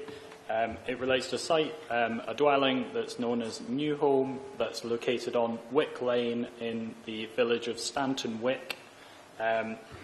Just changed to a site location diagram, which shows us roughly which part of the district that we're looking at for this application. It's the west of the district. We're over towards Chew Valley Lake, just the other side of the Chelwood roundabout on the A37, and we're in the village of Stanton Wick. This is an aerial image of the part of Stanton Wick that we're looking at. The site is highlighted by the red arrow. It's located at the back of the Carpenter's Arms public house, which is on the north side of Wick Lane. The development site and the wider village is located within the Greenbelt. So the applicant is the owner of a dwelling located on the west side of the Carpenter's Arms called Newholme. This is highlighted in blue on the plan that you're looking at before you. But they also own a parcel of land at the rear of the public house that includes an access further east on Wick Lane, which is highlighted in red on the plan before you. On the land highlighted in red, there has been a workshop located on the land that has undertaken vehicle repairs or has been used for a vehicle repair garage business. This has separate access to Wick Lane to the eastern side of the pub's car park. So the development site that the current application relates to is the workshop itself rather than the dwelling Newholme. This is a street view image that shows you the dwelling on the left side of the picture, so that's the house known as Newholme. Under the applicant's ownership, you can see the Carpenter's Arms public house on the right side of the image, and then further right, further east, is the secondary access to that workshop at the rear of the public house. So this is an image from Wick Lane looking towards the secondary access that I've mentioned. You can just see the pub car park on the left-hand side of the image. The images on the right show the lane itself, which provides access to the parcel of land that's located at the back of the public house, which is mown grass. And there is a public right-of-way that runs along this lane. It was recently diverted under public right-of-way legislation to follow the course of this access lane. So this is some images of the workshop further round at the back of the public house. You can see the workshop is of timber construction, constructed on top of a concrete slab with a metal profiled roof. It's got 3 dual doors in the front elevation there. It's a fairly substantial workshop style building with a sort of hard standing located to the front of it. The workshop itself was built without planning permission in the first instance. However, this was rectified by a certificate of lawfulness made to the council in 2023, which was granted by the council by demonstration that the use and the building had been established for over 10 years and therefore was immune from enforcement action and thereby lawful. So the proposed development that we're considering this afternoon is change of use and extension of the workshop building, as well as the adjacent land, to become a single residential dwelling. The dwelling would be constructed on the existing concrete slab through internal and external alterations to the workshop building to facilitate conversion. There would be windows and doors added to the exterior and timber cladding and replacement of the roof of the building. There would also be an extension to the eastern side of the building that would be 3 metres in width. The proposed house would have 2 bedrooms and a total internal area of 75 square metres. It would have a garden at the east side of the building that would be created from the surrounding land. And to create the dwelling, it's required to remove a Leylandii hedge, and this will be replaced on the application site with a native hedge. So this is a plan that illustrates what I've just described. You can see the existing building is in effect the white rectangle. The shaded aspect on the left-hand side of the building is the proposed extension. So it's a 3-metre extension on the eastern end of the building. You can see the access to the building or to the house would be taken via the secondary access on the eastern side of the public house. So this is the proposed floor plan for the dwelling that would be created. You've got 2 double bedrooms at the front that would both be served by large windows. You've got bathrooms at the rear, which would be served by roof lights on the rear roof, pitched roof face.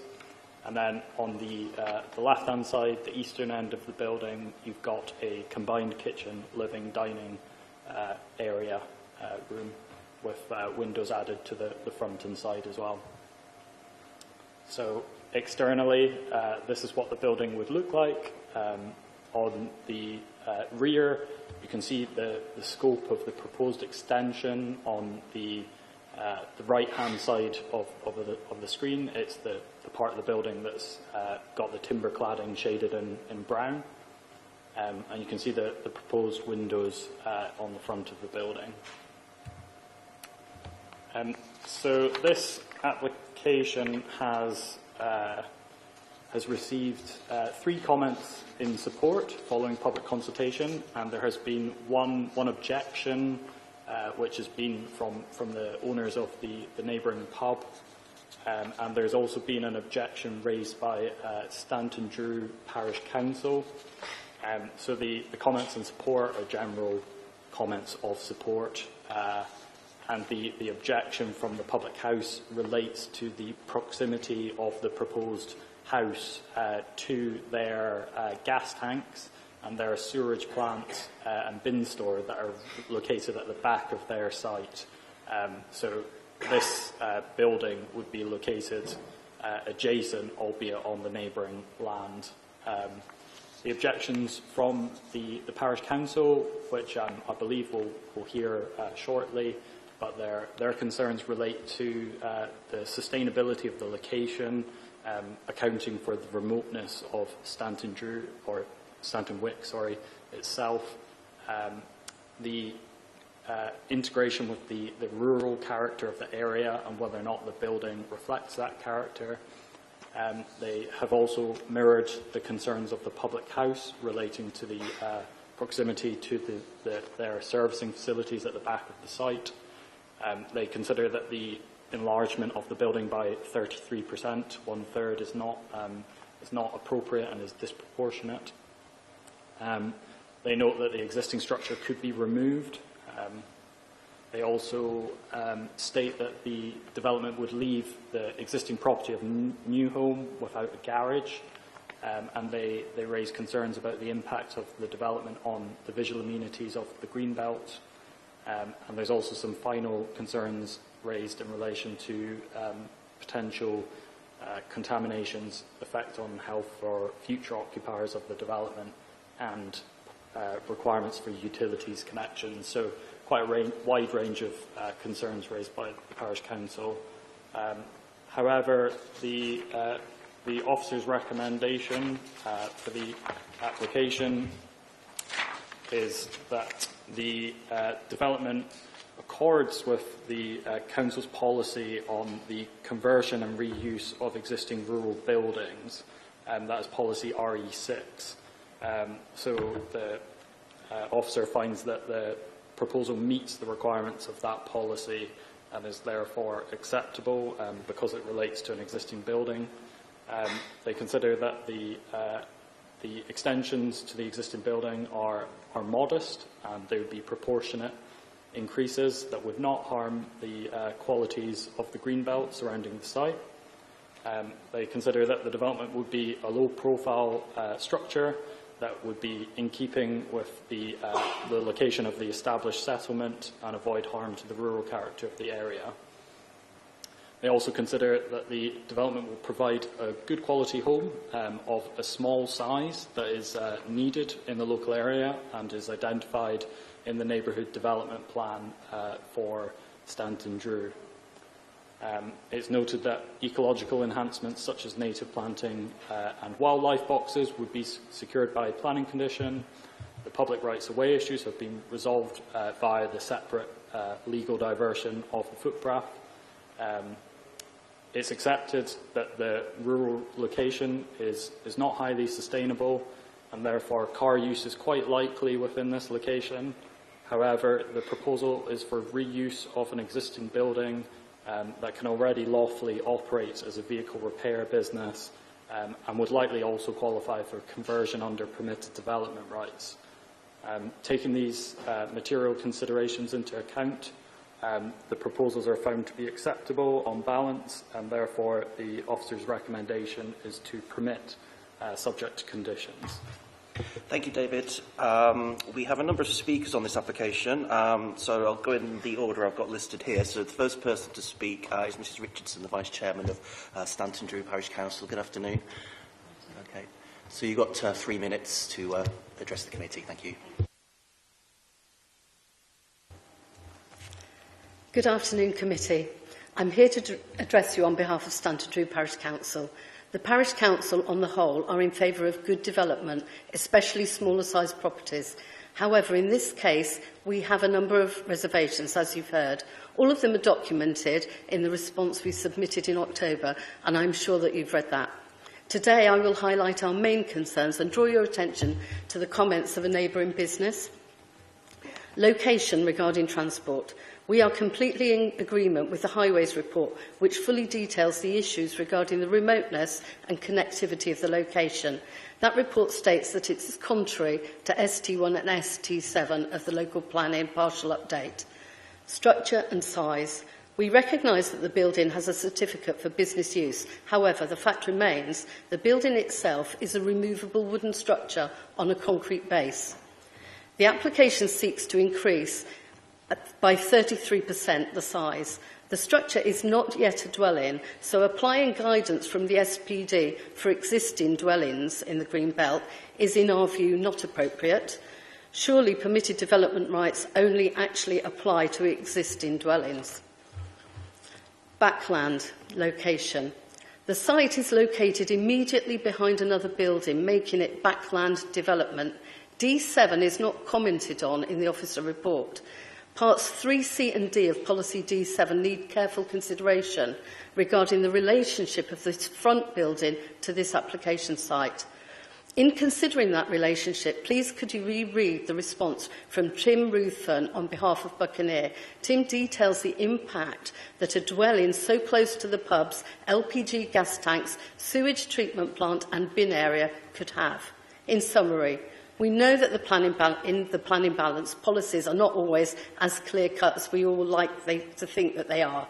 And it's good that we have a committee to weigh up all the nuances, along with the feedback from others. The Parish Council requests that our local knowledge be considered in the balance. On paper, this is a good idea, the principle of which we would accord to. However, this specific structure in its specific geographical location, with this increased size and the physical relationship to a nearby business, are of major concern to us, and we are not aware of conditions that could be applied to circumvent those concerns, which is why the Parish Council felt it could not support the application as it stood. Thank you. Thank you very much, and thank you for sticking to time. Next, we have, I've got two speakers. I've got the agent, Isabel Reynolds, and the applicant, Olivia Finn. Are you both speaking together? So you've shared the 3 minutes between you, okay. So when you swap over, we'll pause the timer. You just press the right-hand button on the microphone. Press and hold. Yeah, that's it.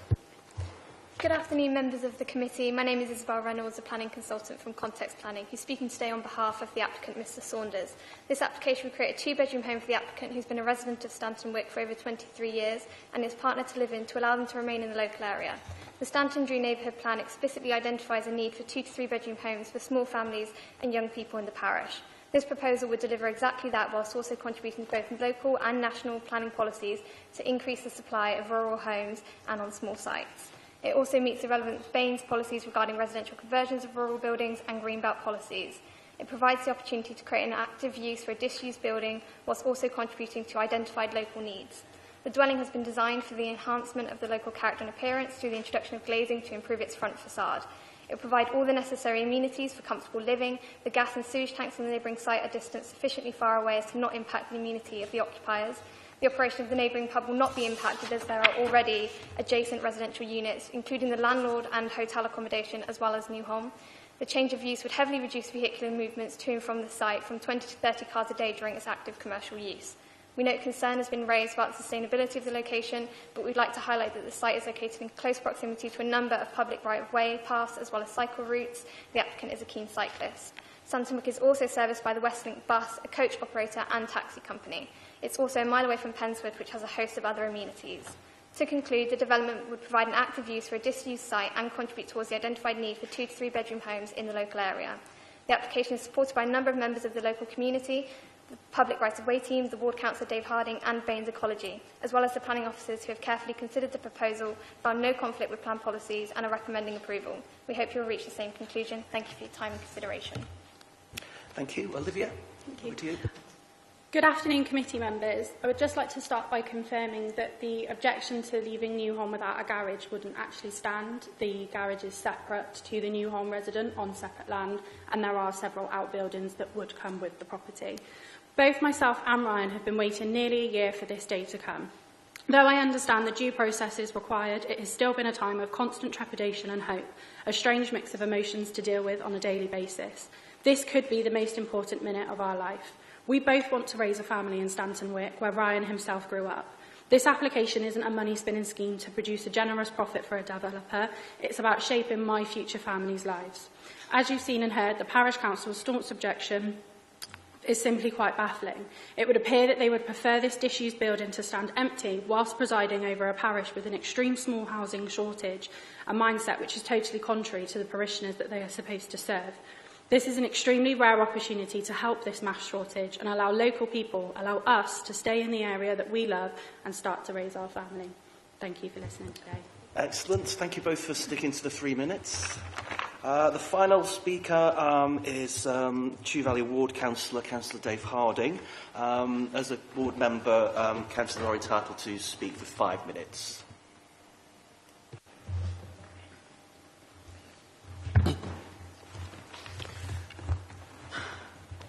Thank you, Committee. This is an application to convert an existing industrial building to a residential property with a modest increase in volume.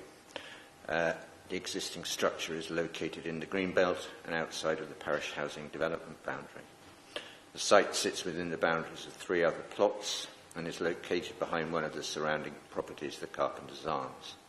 I believe, on balance, this development is compatible with development and policies in the Greenbelt and Policy D7 of the Core Strategy and Placemaking Plan, Infill and Backlands Development.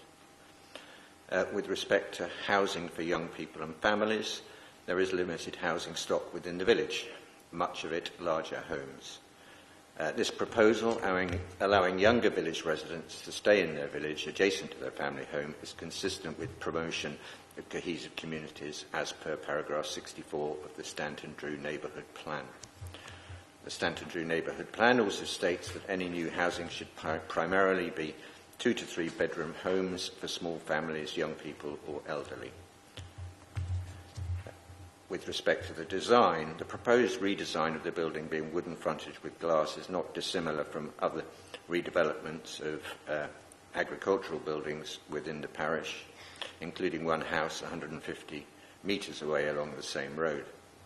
I believe this proposal thus aligns with Policy D2, local character and distinctiveness, and D5, design.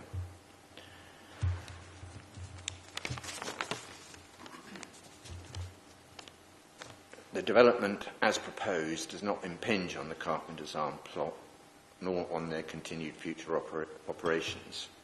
The suggestions that the proposed development would interfere with the operation of the Carpenter's Arms and their LPG tanks, sewage plant and bins is thus not a valid one. The proposed development thus protects the residential amenities of the neighbouring property.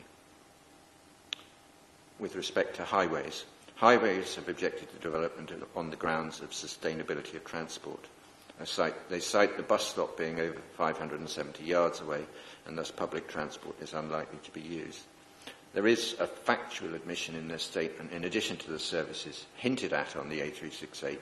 It should be noted that the Chew Valley Demand Responsive Transport Service, Westlink, picks up and drops off from the neighbouring property, the Carpenter's Arms on Wick Lane.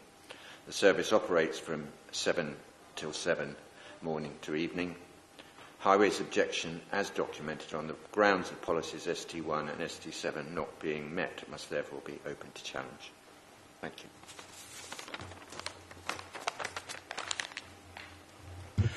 Thank you, Councillor Harding there. Have we got any questions for David? Would you mind putting the elevation drawings on, please? That'd be great. That's brilliant. Councillor Gorley. There was a question about the connection to sewerage and to electricity and other services for this. Presumably they don't have that at the moment. So is that an issue that's got to be resolved, and is that a problem?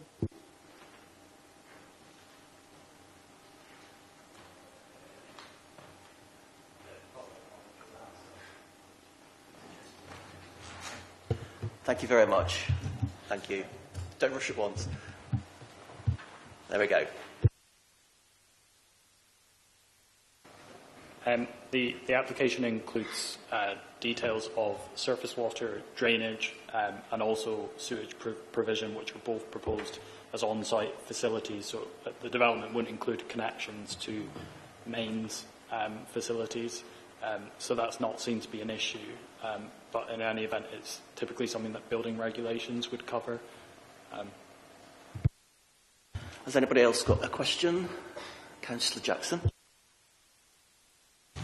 Yeah, I haven't been to this area, since I was campaigning in the 2010 election, and it's obviously changed. I wondered if we could possibly have a diagram or a slide to show how this development sits in the wider community. That's the one I wanted, if you could sort of talk your way around that and explain what's what. And secondly, am I right in thinking that the only public transport is the Wecker Mayor's Westlink buses that you have to book on an app and, they're supposed to come through here, but I don't know if they would because there aren't any active bus stops. Is that correct? So I wasn't actually the case officer for this application. I'm just presenting it today. I'm not highly familiar with this area, but I have visited the public house. It's a rural area. It's a small village. To be entirely honest, you probably know it better than I do. The main road is around 500 metres to the south. That is served by regular bus services. But as we have heard from Dan will come on to the bus services in the area. I can't say too much more on the general layout and character of the area. In terms of the buses, you're right. In terms of local bus services, the only opportunity would be the Westlink service. And when the Highway Authority consider applications and the appropriateness of that service to serve the site, we give it little to no weight, considering how it operates and the status of the service. The nearest regular bus service is on the A37, which is a significant walk from the site, and that's why Highway Authority raised an objection. Thank you. Can I just confirm it's a single aspect conversion, so it's just going to all have glazing on one elevation, and that's going to be northeast facing, so it's obviously the back of it is blank, and that'll be on the boundary with the pub. Okay. So as you can see, there is an overlap of one of the windows onto the side serving the sitting room, and then there's roof lights on the rear roof face, which is south facing. So it's not technically single aspect, but the primary aspect is north facing. And in terms of practicalities, putting bins out and recycling, they will have to take that 500 metres to the lane, would they? Was it 500 metres, or how far is it to the lane from the property? It's definitely not as much as 500 metres. Sorry, I misheard. This illustrates, so I expect that refuse would be collected from Wick Lane, so it's 100 metres south. 100, yeah. I thought I heard 500 for some reason. Councillor Hughes, do you want to ask a question? Thank you. Yeah, I've got a couple of questions. I mean, first of all, can you just clarify, we know it's in the green belt, is it also within the housing boundary?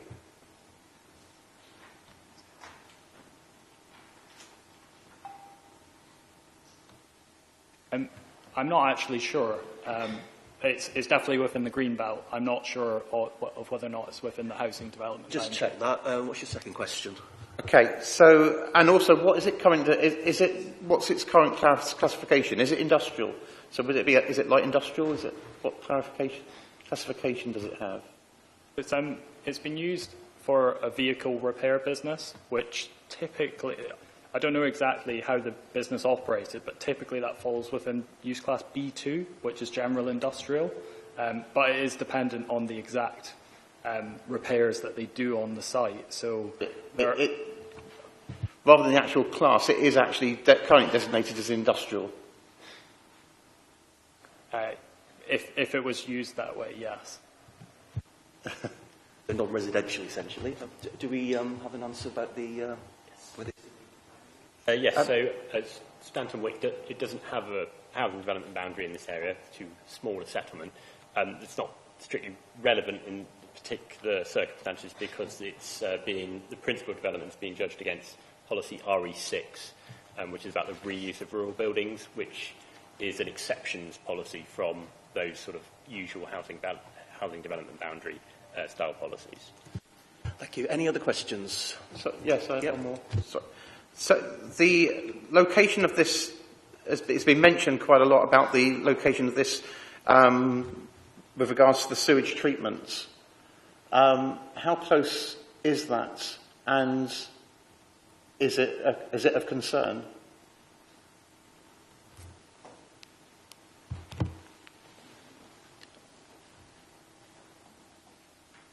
I'll try to illustrate. Okay. At the rear of the Carpenter's Arms public house, which is highlighted with the orange dot on that map, if you go further north from there, you'll see a very dark hedgerow which separates the development site from the public house. That's the Leylandi hedge. And just on the public house side of that, you can see the facilities that have been referenced. So they are adjacent, albeit there is a fairly substantial boundary between the two sites. The distance of those facilities between the development itself and the neighbouring properties is not significantly different. So you could argue the same harmful effects that are being alleged would also apply to the existing properties. And I'm not aware that the council has any record of receiving complaints from neighbouring residents in relation to experiencing harm associated with the pub. So that's why the officer's recommendation is that the impacts to future residents' amenity would be acceptable. Could you put there was a summary, wasn't there, of the parish council's reasons for objecting? Could you put that up? And Councillor Gawley, you've got another question. Yeah, it was actually with reference to that picture, because you talked about the Leylandi hedge, and that seems to be to the south. So, and there's a requirement to remove that, so therefore the sewage and bins and all the rest will become more obvious, I'm guessing. But why is the... I mean, I can understand why you want to get rid of a hedge if it completely blocks out the light. But what are the reasons for it? It's located very near to where the proposed extension would be sited. So yeah, you can see just on the left side of the building. I think a section of it needs to be removed there to accommodate the extension. So that's why it's being removed. I'm not sure exactly to what extent it's being removed, though. But yeah, an additional hedge is being planted, which will be a native species hedge, and that's secured via the biodiversity net gain condition that's recommended. Councillor Jackson. The parish council mentions the fact that this, and I would agree with them, looks like a very temporary structure that could be removed. How significant is that? Are we looking at a sort of a temporary type of economic building for economic work being replaced by a substantial residential edifice? And is it significant? That's the first question. And secondly, the applicants are arguing that it's an area that's unsustainable for finding work, custom and so on. Should we be taking account of the fact that this site must be fairly near to the areas which are emerging as development sites in the local plan? And it could well be that in a couple of years or 3 years, the whole demographic might change, assuming, of course, the local plan's adopted.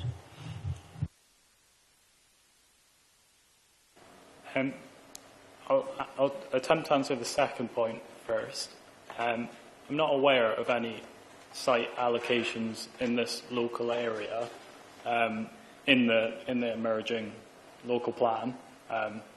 Do you want to maybe clarify that question a bit further? Possibly the senior members of the bench might have a view on whether the assumed content of the local plan is a material consideration when we're making up our minds about this application.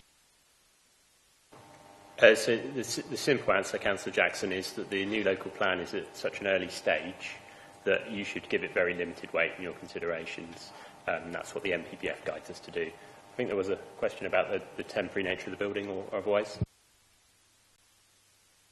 Yeah, so part of policy RE6 does require an assessment of how permanent the building is. It does have a full concrete slab base. It's got timber frame construction, it's timber clad externally, it's got a metal roof. To demolish this building, it would be the same effort as to demolish any other building effectively, and we consider it is a permanent structure that can be converted, and indeed that is what the application seeks permission for. And we have had additional statements provided by the applicant and their architect confirming how they intend to convert the existing building. So officers are satisfied that the building is a permanent building that's not easily removed. It's not a temporary building or an abandoned building. If the committee was minded to grant planning permission and then establish the use of the land as residential, there's nothing to preclude another application coming in at a later date for a much larger house? No, there's nothing to preclude future applications, but that's not what we're deciding today. Precisely, yes. Yeah, we're just considering this one. So, yeah, but yes, we will obviously be assessed on its merits if another application came forward once residential use is established. Is there anybody else who wants to raise a question? Councillor Hughes again. Sorry, I just wanted to complete my question about the sewage treatments. So are we confirming that the pub would be immune from any type of enforcement if there were complaints from this property about the noise or the smell from the treatment plant or from the storage facilities? I think under planning legislation, yeah, that would be correct. There aren't any. The pub's been there for a very long time. It's very well established, and there wouldn't be any conditions that we could enforce under on the proposed development. So it wouldn't be a planning matter. It's possibly something that environmental health might look into to investigate whether or not they have any powers to take action if there were reports received. But the planning assessment is given the similarities to the existing context. We don't anticipate that issues are likely to arise. Yeah, you do hear stories, don't you, of offices being converted to residential next to a pub, and then the new residents complain about the noise from the established pub, for example. But, I mean, the issue is, obviously, the applicant will be more than aware of their neighbours and their activities, so, you know, it's buyer beware, essentially. Anybody else got a question? Or shall we have a discussion about the application and whether we agree with the recommendation or not? Okay, anybody want to speak first? Don't put your hands up at once. Do somebody want to put forward a motion to support it? Councillor Hughes? Thank you. Yeah, I mean, I think generally I don't really have too many issues with this. Apart from, I say, I do have concerns about this, the location of this, and I don't feel very reassured about this issue of the treatment plant and the storage of all the gas containers and stuff like that. So that's really where my only concern is that the pub aren't going to be forced into having to change their activities as a result of this. That does concern me. Yeah, I mean, we can understand the nervousness of the pub, and obviously the parish council have backed that up. But as I said before, you know, obviously the applicant knows it full well what they're planning to do. We've established that the office is recommending approval. We've established that, you know, it's a modest extension to the existing building. Obviously, yes, it is very car dependent because of the location, but it will be a new dwelling in the village, which will be of a small scale, which will be helpful for a growing family. Does anybody want to support a motion for granting permission? Councillor Collins. Yes, thank you, Chair. Being a relatively new member of the committee, I'm not entirely sure of how the process works, but I would like to say that I think it's really important that young people should be able to get affordable houses in villages and across the whole authority. As a result, I'm very happy to support the officer's recommendation on that basis. And Councillor Gully, were you going to second? Yeah, as Member Advocate for Rural Communities, I'm very keen to see affordable homes for young people in villages also, and the fact that there isn't a bus that goes right past the door is true of many villages, and we must just hope that Westlink works better than it has been. But I would second this, in particular as it's a modest size and modest scale. And yes, of course, it's going to be car dependent because many places are, but there are cycle routes within the area and more planned, so I'm up for that. Okay, well, we'll take a vote shortly. Councillor Jackson. Chair, it disturbs me that we don't know whether this is within the housing development boundary or not. And I would be happy to support it if it is, because as a general principle, we don't want rural villages to become sort of Disneyland or theme parks or preserved in aspect in some sort of way, waiting for the next archaeology programme. Their living structures and having young families is good, but of course on the other hand the actual ownership and use is not a material consideration. Tomorrow an offer might come through which they couldn't refuse, to turn it into an Airbnb or a second home or something else. So I think we should not weigh in the current ownership with respect. But nevertheless, I think it is quite a good plan. But is it or isn't it in the housing development boundary? Chris, could you just confirm the policy that's relevant again, please? Yeah, so just to confirm, it's not in any housing development boundary, but that's not the relevant policy test here. We're looking at policy RE6, which is a sort of exceptions policy for the reuse of rural buildings. So it doesn't allow you to build new buildings outside a housing development boundary, but if, subject to the criteria which we've discussed today, about being substantial permanent buildings and a variety of other things, if it meets all those criteria, you can reuse an existing rural building, notwithstanding the fact it's outside of a housing development boundary. Councillor Collins put forward a motion to support the recommendation, seconded by Councillor Gawley. So we'll vote on this now. So all those in favour, please put your hands up.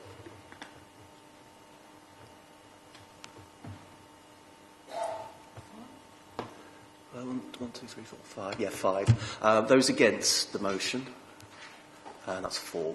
Okay. So the motion's carried and planning permission's been granted. Okay. We'll move on to the next item, and thank you, David, for your help today. Introduce Danielle to you, and we're going to consider a variation of condition to a previously approved dwelling.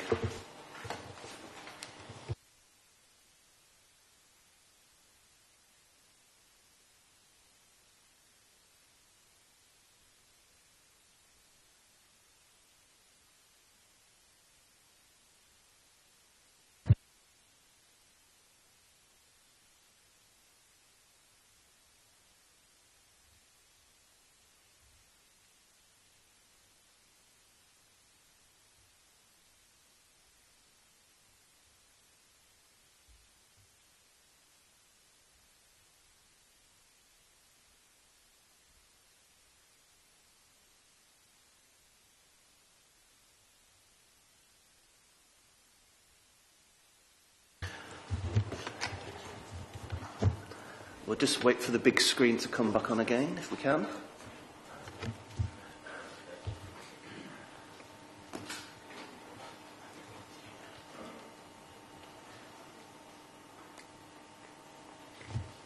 Right, okay. So, Kings Hill Lane, Chewstoke. Danny.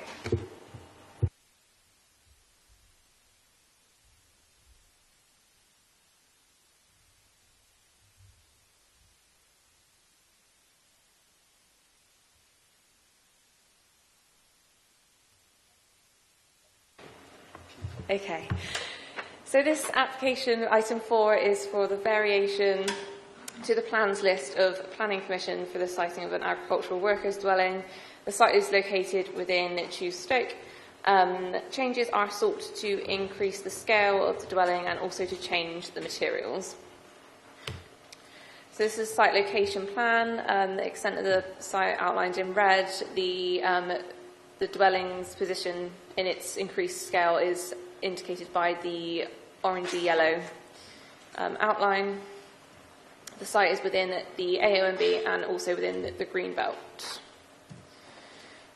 Just an aerial image, the location of the dwelling is indicated by the red star in the middle of the image. The purple line to the south is a public right of way. This is a proposed site plan. Cursor not working.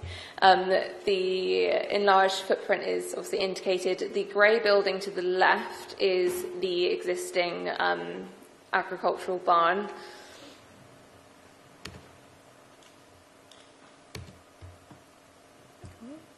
There we go. And just some proposed elevations. So the general kind of form of the dwelling is the same, with a front projecting gable. The materials are changing to natural stone. They were previously approved to be timber cladding. The footprint is enlarged, as is the height, and I do have some comparison photos in a minute. This is just the side elevations. You'll see behind the site there is a kind of steeply sloping parcel of land. So the site, the location of the dwelling will sit at the same level as the existing agricultural barns on site. And the rear, there are additional roof lights proposed as part of this application as well, due to the increase in scale.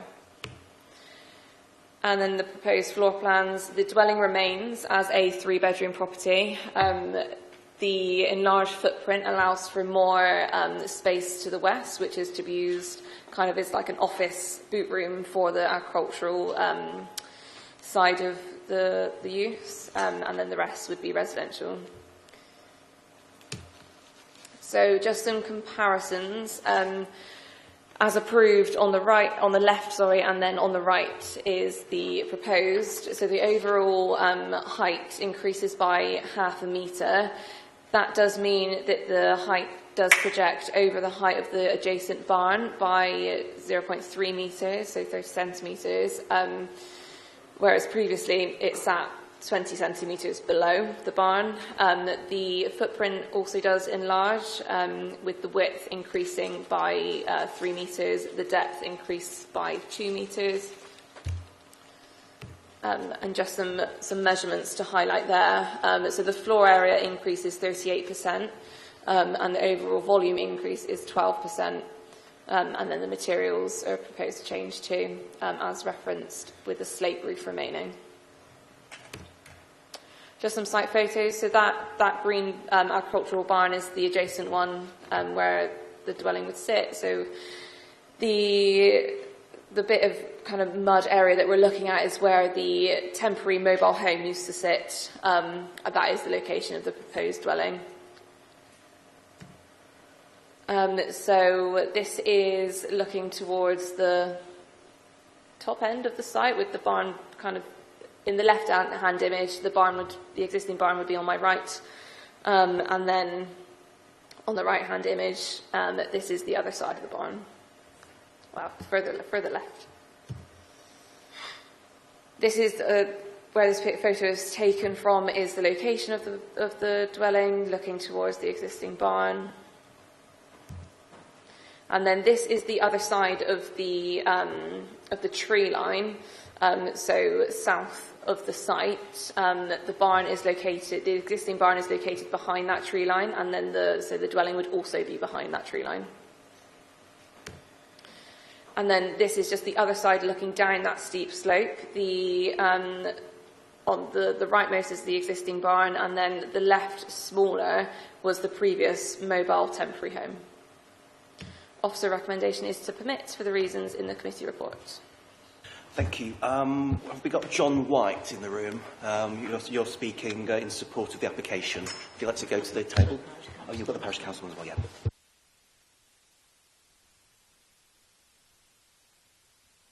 So you've been advised you've got 3 minutes to address the committee. Yes, good afternoon. My name is John White. I am the planning agent acting on behalf of the applicant before you today. This application seeks a minor design variation to already approved and extant planning permission. which consists of the erection of a permanent rural workers' dwelling in association with an equestrian business on the site in the Chew Valley, where the applicant was born and raised. The revised plan looked marginally to increase the size of the dwelling, offering a better standard of accommodation for the growing young family. However, it should be stressed that its only increase of 12% in volume through carefully considered interior architecture will actually give us 38% of valuable extra floor space to support the team and their expanding rural business. It is therefore, as your planner has put before you, not considered that such a nominal increase would result in any significant material impact on the wider openness of the Greenbelt designation. It should also be noted the site is located in a discrete location that is surrounded, as the photos prove, by existing built form, trees and hedges. The dwelling, as with the extant permission, would therefore naturally be shielded from the limited viewpoints from the footpath, and importantly to note that existing bat and wildlife boxes will not be affected. As you will have noted, it is also proposed to slightly increase the ridge height of the roof as part of these amendments. I can only stress that the difference is half a metre. It's from the consented dwelling. The proposed increase of the ridge height from this existing 6.5 metres to 7 is a consequence of preliminary drainage investigations where it has been deemed necessary to protect the tree root ball. Therefore, as a consequence, the building cannot be easily lowered and the finished floor level has been increased to overcome these concerns. This means the proposed dwelling will sit slightly above the ridge height of the adjacent agricultural farm, with a marginal increase of 0.3 metres or 1 foot in old money. This is considered to be very minimal, and its impact, I hope you can agree, would be in this setting unnoticeable. Finally, the applicant would like to finish the dwelling in natural stone. This differs from the approved scheme, which was mainly finished in timber cladding. It is considered that such a design choice is more reflective, responsive, and more sustainable to the existing local vernacular, given the appearance of traditional farmhouses, and entirely normal in the landscape. The planning officer has confirmed such changes are of a very minor nature, based on the original application. Therefore, I trust you will accept the considered opinions and assessment of your case officer and look to support this application in line with the recommendations to this committee. Thank you very much for your time. Thank you. We went slightly over 3 minutes there because we forgot to press the button, didn't we? Okay, thank you very much for that. We have another statement from Chewstoke Parish Council that Karina will read out. Thank you. So, a statement from Nick Baker, Chewstoke Parish Council. The Parish Council has reviewed the Planning Officer recommendations and the Chair and Vice Chair comments and would like to offer the following additional comments to support the strong objection raised by the Parish Council. The Parish Council has considered this application very carefully. The application location is in an extremely sensitive area, being close to Chew Valley Lake and within the Mendip area of outstanding natural beauty and greenbelt. The small holding is visible from the B3114 public footpaths and other further locations in the Chew Valley, particularly in winter when trees are not in leaf to offer visual screening. The Parish Council maintains that the increased mass, bulk and size of the revised proposed dwelling is inappropriate for the location. The Parish Council considers that the additional mass, bulk and size would have a greater detrimental impact on the openness of the Greenbelt and rural lakeside setting compared to the consented dwelling. Policy D1, D2, D3 and D5 of the placemaking plan refers to the need for the proposed development to complement their host building. The ridge height of the proposed dwelling is now higher than the main barn that adjoins it and similar in mass and footprint. It is considered that the height of the proposed dwelling should remain subservient to the height of the main barn to visually reflect the primary agricultural use of the applicant site. Policy D1, D2, D3 and D5 of the placemaking plan states that development will only be supported where, amongst other things, it responds to the local context in terms of siting. This proposed development supports a small holding of approximately 16 acres where the current agricultural buildings have been developed from what was originally an isolated small field barn away from any other settlements. Although somewhat visually protected by the lie of the land, the current development remains conspicuous in this location, and the proposed variation to the dwelling size will compound this. The Parish Council remains concerned about the issue of light pollution in this sensitive area close to Chew Valley Lake.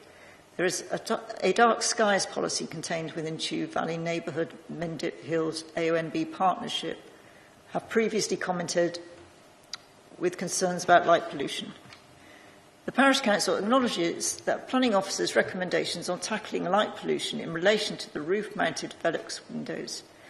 The recommendations do not take into account the large south-facing first-floor, full-height glazed balcony doors and windows, which has the potential to spill significantly more light into a wildlife-rich area close to Chew Valley Lake. Thank you for considering the Parish Council's additional comments. Thank you, Karina. We'll move on to questions. I've got a couple. Would you mind putting the comparison elevation details on so we can see what the increase is? So just to confirm, it's already got planning permission for the smaller scheme. Can I just ask, is there with that permission, was there a condition that tied it to being agricultural use, or is it an open C3 dwelling? Yeah, so there's a condition which would also be applied to this one if granted for it to maintain an agricultural occupancy. Thank you. And as a hypothetical question really about the Greenbelt policy. So the house, if it was to be built as approved, if an application was to then come in to extend it, the Greenbelt policy is no more than 30%, and this is 12%, and a 12% increase on what's been approved. Yeah, so if the approved one were to be built in its entirety and completed, and then we had an application to extend it, we would, under the current policy, allow up to 33%, so a third bigger. Anybody got questions? Councillor Hodge.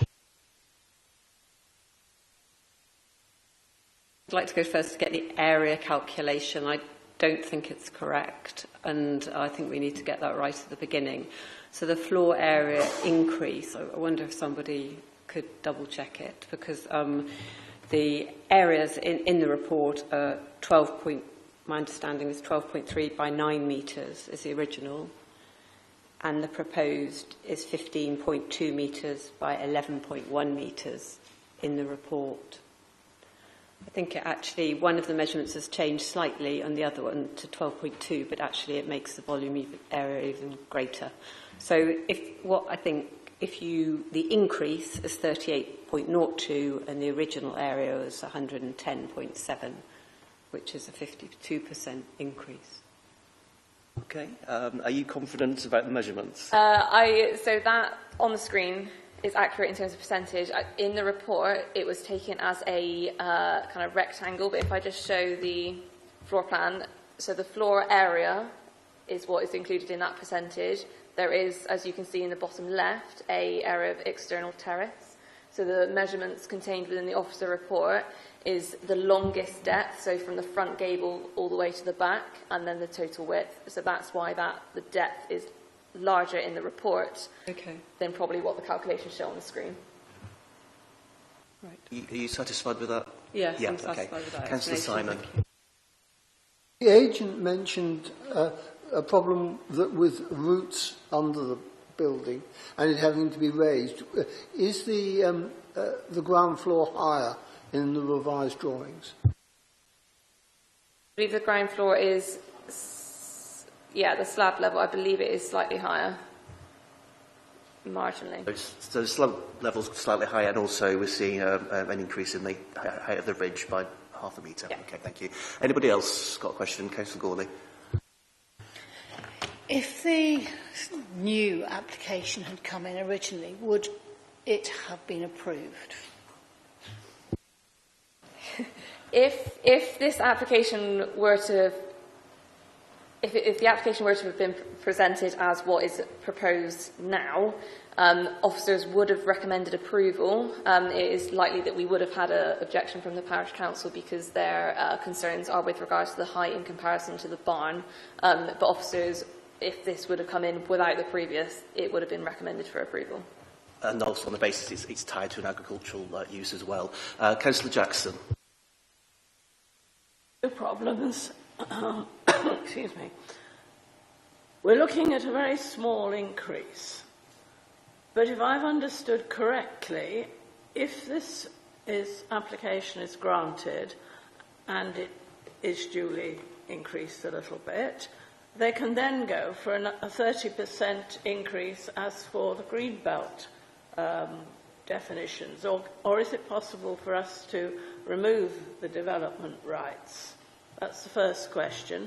And the second question, the final slide of the officer's presentation said, and the officer recommends us to permit for the reasons given in the report. But I can't find in the report any reasons given. We've simply got a list of conditions. Well, first of all, we've got up to page 131 responses to the different arguments from our officers, and then we've got permit, and then we've got the conditions. So I wondered if the officer would like to just summarise the reasons why we should permit this. There seems to be a paragraph missing, in other words. I'm not sure why there's a paragraph missing. I thought it was a full report based on all the issues. I might get just Chris to just confirm that it's all there. Whilst I'm doing so, I'll answer in regards to the PD rights. It would be appropriate to attach the removal of PD rights if members thought that would be necessary. That wouldn't stop an application coming forward for planning permission for the extension of the dwelling. Obviously, that would be assessed at that time. The site is quite constrained because of the change in land levels and the restrictions of the boundaries. So whether it's possible to increase the floor area even more, I'd be a little bit dubious about. But certainly, if you think it's relevant to remove PD rights, that's something we can look into. Yeah, just to pick up the question about the report. I don't believe there is anything missing. There is a conclusion. It is a very short conclusion, but I think that's simply because the conclusion is that, based on the analysis of the earlier parts of the report, the proposal is considered to comply with all the development plan policies and there should be approved. There, in my view, there's nothing there that is missing. On the PD right, there's 2 points around this sort of PD rights issue. I just touch on, I think officers would advise generally would be that you shouldn't remove PD rights as a matter of course unless you've got very good reasons to do so. Planning inspectors generally take quite a dim view of the removal of PD rights because they are nationally given rights to all properties and there has to be very good reasons for removing them. That's not to say you can't, but I'm just saying it's not our advice. And as Danny pointed out, removal of PD rights wouldn't prevent a future planning application for extensions to the building which would be judged against our Greenbelt policies, which do allow for up to a third increase in the volume of the building. Now, that being said, it is always a judgment. Each case is taken on its own merits. There are particular harms here. We were concerned about the building getting bigger. In a future application, we could consider them on their merits at that time. So I would focus your considerations on the applications in front of you rather than hypothetical situations too much, but hopefully that clarifies a little bit. Thank you. Councillor Gawley, another question.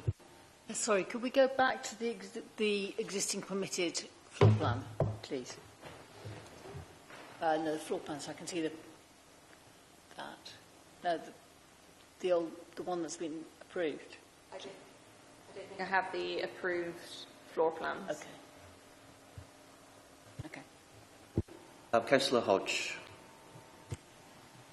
I was just wondering about the increase in the veluxes. Actually, you are showing them, and so it's quite important for the night darkness impact. Is the line of the bigger increase looks to be on the back of the property was 6 Veluxes versus 3. Am I correct in thinking that? Is that it's a north elevation? So the one with the 6 Veluxes is the rear of the property. There is a condition which would still be relevant to this if it gets approved, requiring details of blinds which would automatically shut at sunset. So we would require details of that and for them to be implemented prior to occupation. Okay, thank you very much. Have we got any more questions? No? Okay. So does somebody want to open up a discussion on this? I've got my view at the moment is if we are going to go with the recommendation, I think there are exceptional circumstances because it's specifically an agricultural dwelling that we should restrict permitted development rights and then make the applicant, if it is approved, come in with an application to extend it. Under PD, we're talking about the ability to add a conservatory on there, single-storey extension or something like that. And obviously, given that they wanted to increase the volume at this stage, it would be wise, I think, to withdraw the PD rights to prevent even further enlargement. But anybody else got a view? Councillor Jackson. Chair, I was going to propose that we support the officer's recommendation because it seems to me that what is proposed is perfectly in accord with furtherance of the business of equestrianship.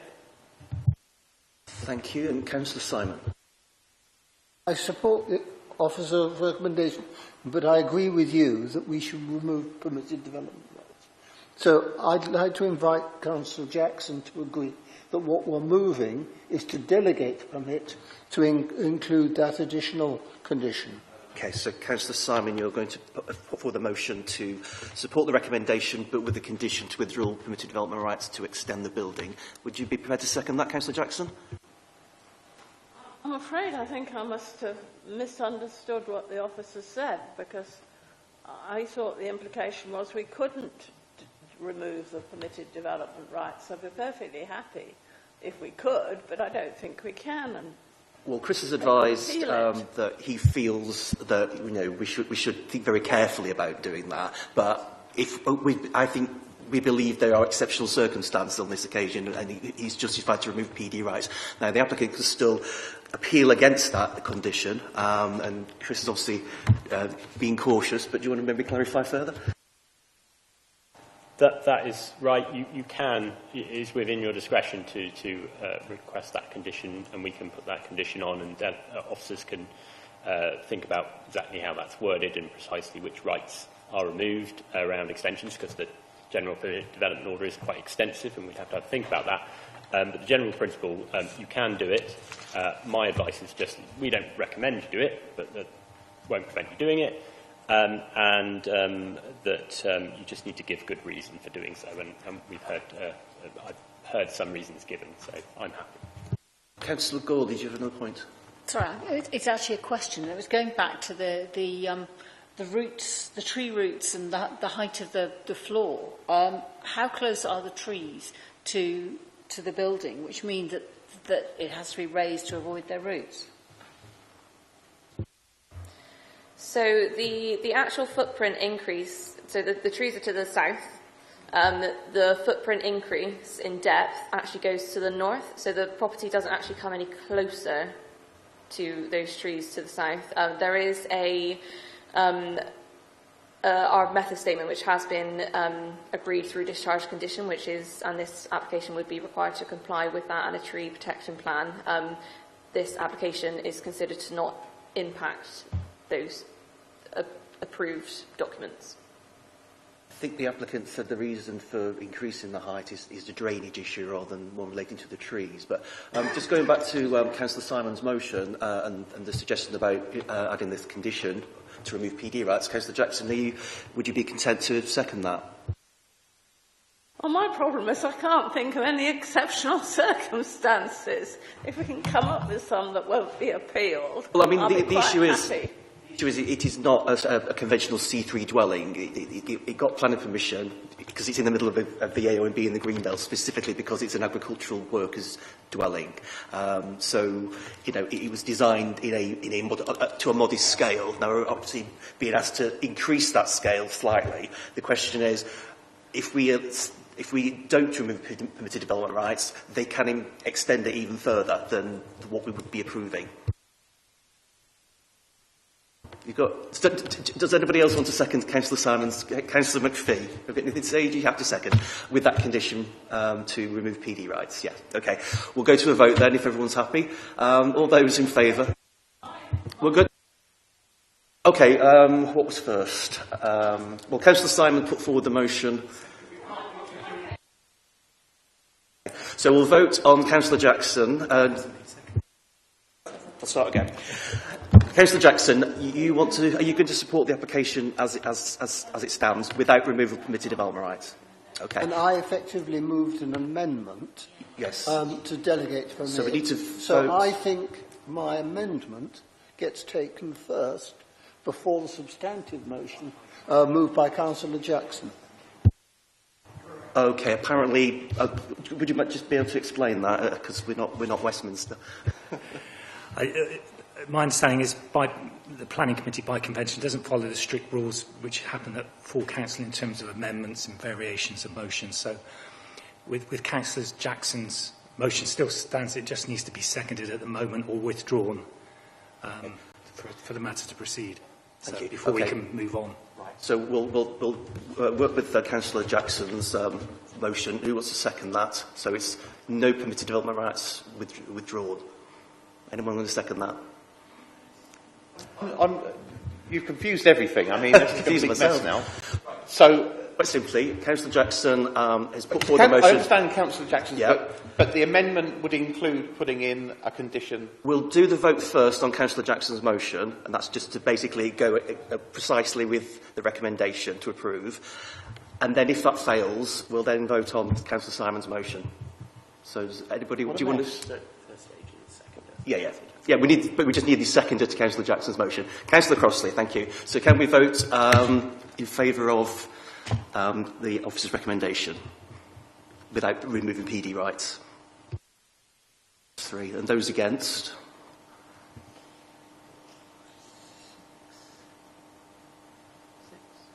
6, okay. The motion has failed, so we'll now vote upon Councillor Simon's motion. Which is to delegate to permit, removing the permitted development rights to extend. Who would like to second that? Councillor McPhee, thank you. So can we vote on that, please?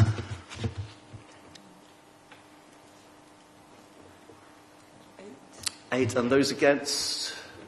Abstentions from Councillor Crossley, thank you. Okay, so the motion is to delegate to permit with removal of permitted development rights. Thank you.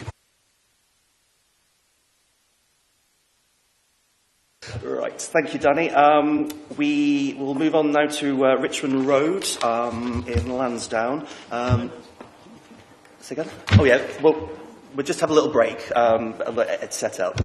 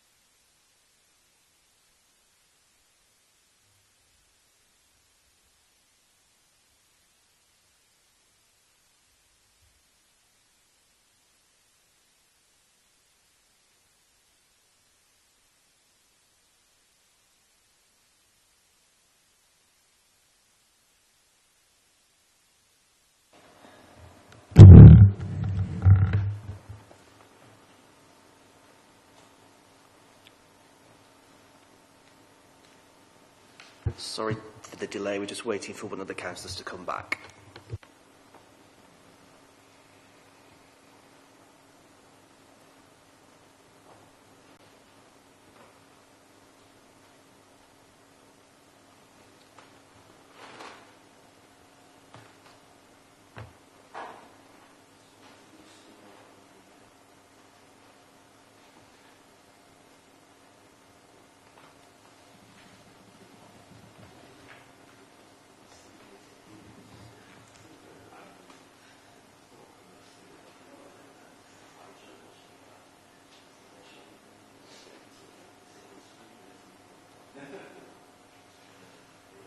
All right, we'll resume. Thank you. Ed, 11 Richmond Road, if you'd like to present that. Thank you.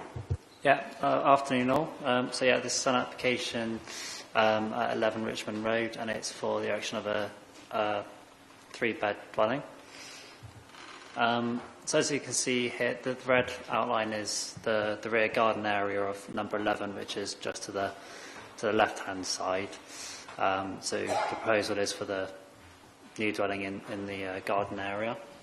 And we're in the urban area here, so urban area of Bath, not green belt or anything like that.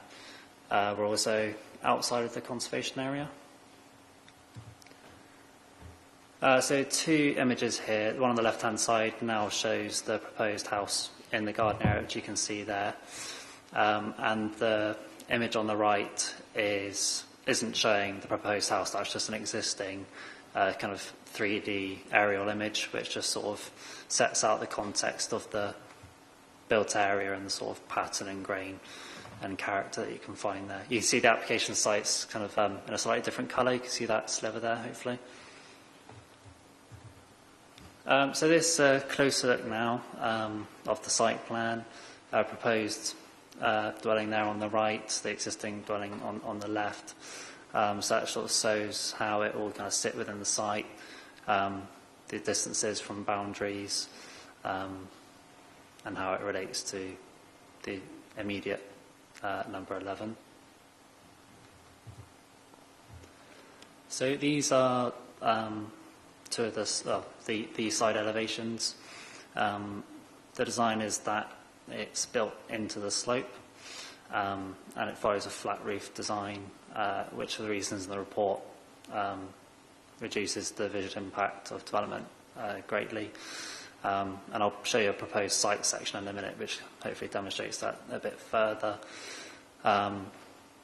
You may have seen the landscape officer was consulted, and they felt due to the design being built in and the overall sort of low scale of development in terms of height, so there's no concerns of kind of long distance views or landscape impacts to that effect.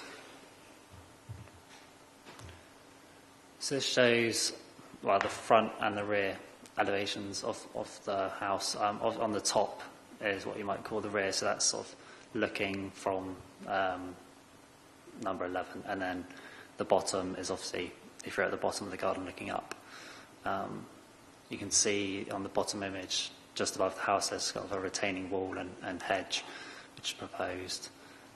You've got that parking just to the left. So that's the proposed sort of elevations that show the design. We might come on to this in a minute, but materials are sort of a Bathstone kind of brick, some render, and some timber as well. And the officer recommendation is to put with a condition, or one of the conditions would be for materials to be submitted, samples, of materials to be submitted for a closer look. So this is the site section that I was referring to. So you can see how the land lies.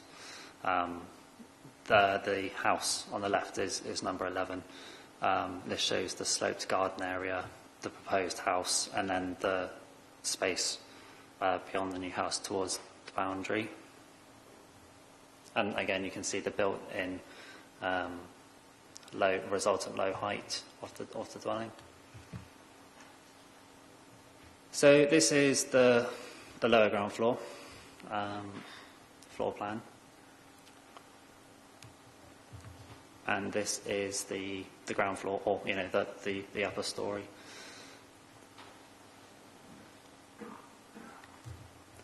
So these are some site photos which are hopefully helpful. On the left-hand side, I'm stood towards the bottom of the garden, looking towards the number 11 Richmond Road, and the one on the right is the opposite, so stood up more towards the house, looking down. You can see from the photos the boundary treatments and the sort of enclosed nature of the site. So again, the left-hand side photo stood up towards the house, looking down towards the proposed site. You can actually see those kind of sticks in the ground, which show the rough sort of area of the proposed dwelling. The image on the right is looking towards one of the side boundaries.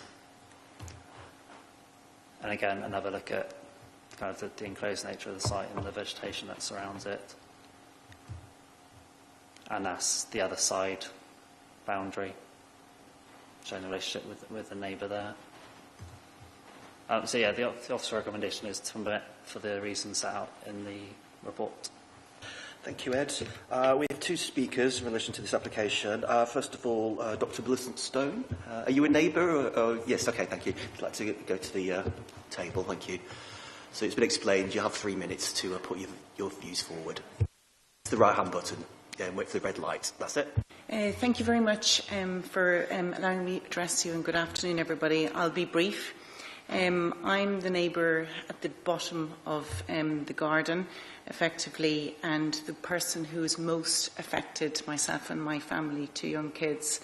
I object on the basis this property will be overhanging, overlooking the majority of the private space of my house, which specifically are 3 private bedrooms, 1 bathroom, a kitchen, our dining space, our outdoor space, my study where I conduct remote medical consultations, and the main family living room, and a bathroom as well. I'd like to qualify my concern with the overhanging and the privacy that my youngest daughter is extremely vulnerable, a survivor of brain cancer, the only survivor in the UK. She has been a victim of a vicious attack and is under psychotherapy treatment for that. So the thought of anybody overlooking her, specifically a male, brings horror and fear to all of our lives and places her very vulnerable and will likely be on possibly 24-hour watch.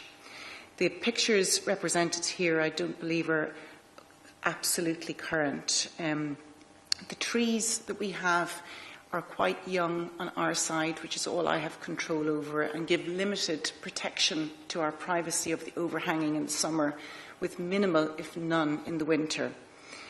We requested a site visit.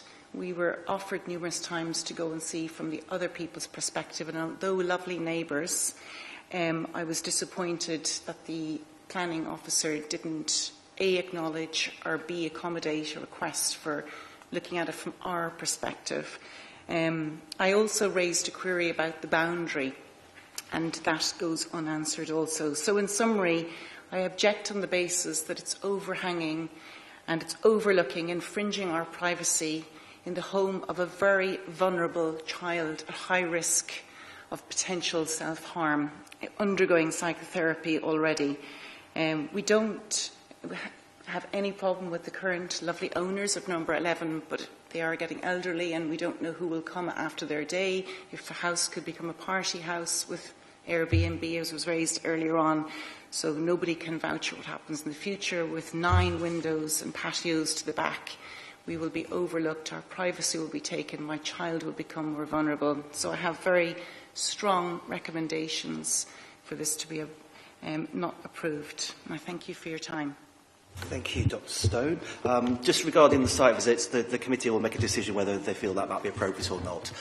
Can I now ask Mr. Melbourne to come forward? Are you the applicant? Sorry? Are you the applicant?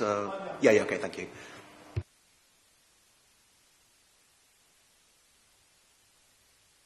Yeah, right-hand button, wait for the red light to come on. Thank you. Thank you, Chair and members of the committee. and the Planning Officer for his report. To give you the background, we've lived at 11 Richmond Road for 38 years and wish to stay in the locality. We want to meet our lifestyle requirements as we get older by building a purpose-built home with access in accordance with approved document M4 Part 2.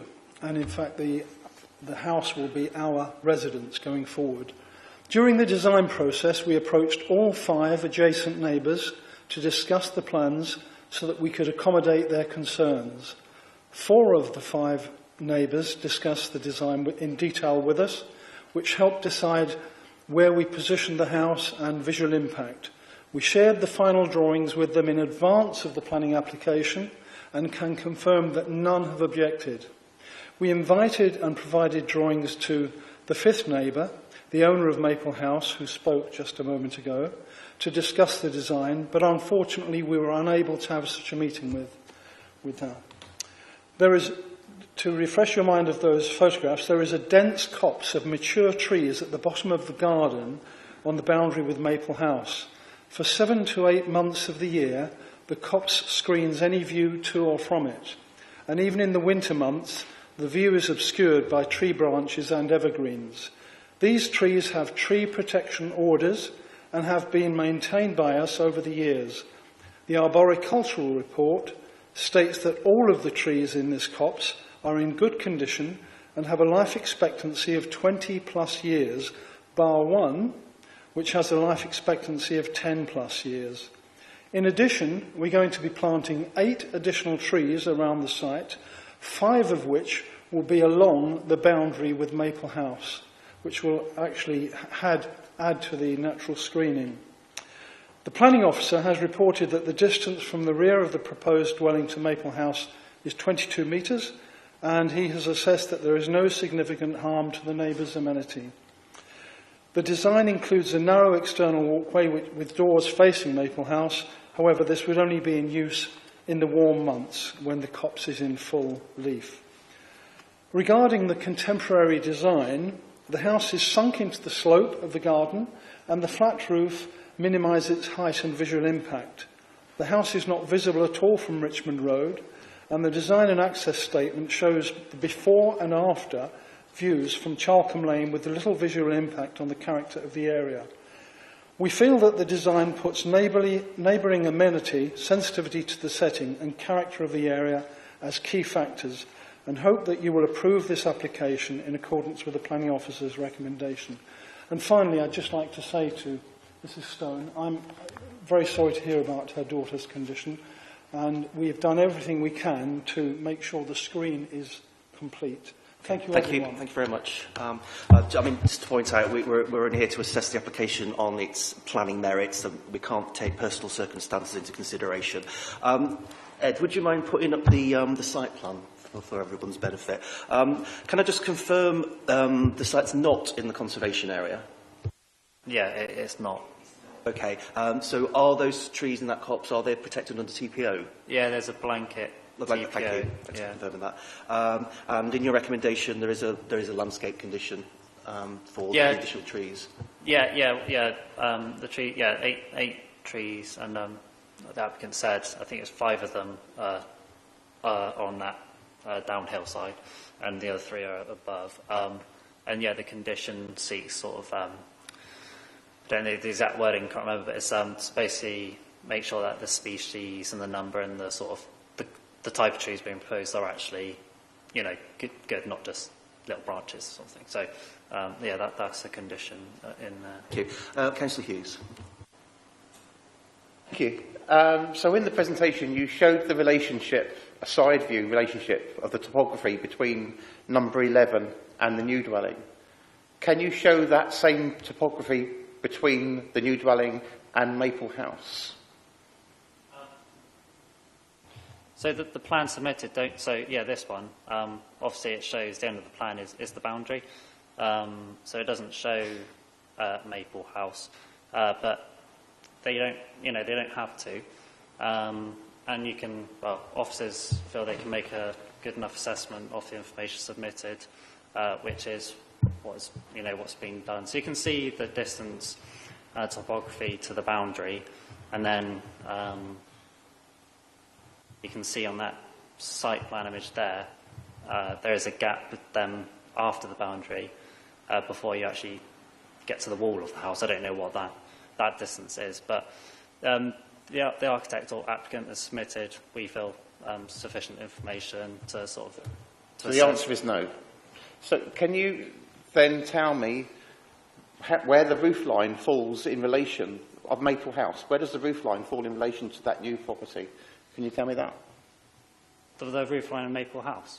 Yeah, so obviously you've got the new development there, yeah. And if we carry on to the right, Maple House is at the bottom of the hill. Yeah. So how does their roof line at Maple House relate to that? So we don't have that plan, like I said. We didn't ask what the relationship is. No, but this plan, it casts off at the boundary, so I don't... Obviously, the hill, I don't have a plan showing the hill continuing to go and then show the neighbour's house. But that isn't an essential requirement. Okay. Well, it should be. Mr Hughes, I know we're all getting a little bit tired, but can we just be a bit politer to the officer? He's obviously explained... sorry, I thought I am being polite. I'm just asking questions. I mean, he's obviously explained that there's no requirement to submit details of Maple Cottage or Maple House. You know, they've already said they feel satisfied in the recommendation that the submitted plans are sufficient to warrant their recommendation. Okay, and I'm trying to understand enough so that I can make an informed decision. Of course. Thank you. We can make a decision once we've asked questions whether we want to do a site visit or not. But have you got any more questions to ask? Yes, I have. So, have we established that? I mean, this is quite a big footprint, this new development. Do we feel that poses any sort of flood risk, increased flood risk to the properties below it? So in short, no, we're not in a zone which is sort of high flood risk, or I think we're in flood zone 1, which is the lowest category it can be. So in that sense, there's no sort of alarm bells ringing there. Any sort of drainage and that sort of test would be carried out through the usual sort of building regulations. But to set the scene, yeah, flood zone 1, lowest risk of flooding. So that sort of really puts those sort of concerns to bed. You think, Councillor Hughes. Councillor Gawley. I know it's not analogous, but this is slightly, I'm put in mind of our visits to the Waterworks cottage to see where it stood in relationship to the houses on either side, north and south. I think it would be beneficial for us to have a site visit, if others would agree to that, so we can see where this stands in relation to the surrounding houses. Discuss that shortly, but we'll just carry on taking questions for the time being. Councillor Jackson. That's precisely the point, because we don't have the information to make an informed decision if we don't know the area, and in particular the gradients and the angles and the general context of this area is completely foreign to me. So for those reasons, I'm proposing a site visit. We'll take a vote on that shortly. Councillor Simon. It seems to me the issue is whereabouts in the new property is there scope for overlooking. So if we look at the plans, firstly taking the upper floor, we had a plan of the upper floor before we, there we are. There's the upper floor. That one. Am I right in thinking there's only fenestration by the front door? So the large windows on Sorry? So the larger windows you're probably referring to are serving that living room and dining area at the bottom of... Is the fenestration on the left-hand side of the building other than a light for this illustrates the point. This is the side of the building that faces towards Maple Cottage. No. The one that faces Maple Cottage is that bottom one there. So it's the one with the large fenestration on the first floor, the upper floor, I should say. Yeah, if you were stood at the very bottom of the site, That's So all the fenestration points at Maple Cottage. yeah, points in that direction. Thank you. Okay, I misunderstood the Does anybody else want to ask a question? Councillor Hodge. Yes, I'd like to be clear on the extent of the balcony area on the elevation that potentially overlooks Maple Cottage, because it's quite. There's nothing on the so that submitted diagram that describes it as balcony, but it does look like balcony. So that shows the small terrace there. And on the front elevation, the walkway is. Could you show on the front elevation is? So I'm calling that the front, the bit that is that area with a glass screen. Is that a walkway along or a seating area? There's kind of little seat type images. Where the largest windows are, there's a small kind of glass balustrade. So either side, they look like glass screens.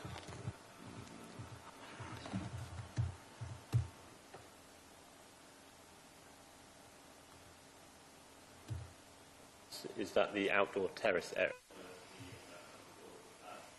Yeah, so that where the two chairs and table is, that's the terrace / balcony. So it's an outdoor terrace on the side of Maple House, screened by a glass screen. Is it, or is it not? Sorry, I don't understand. Shall we have a vote about having a site visit? Or do you want to ask I need me? to finish my questions first. So that question, I'm not sure that I've got the answer of what's external on that elevation. I'm not clear, actually, from the diagrams or the image of if it's a way you can walk along or you can sit on or you can look over. So I would like clarification on that. My second question is about the trees that are TPO'd. So in the design and access statement, there is a picture of the trees.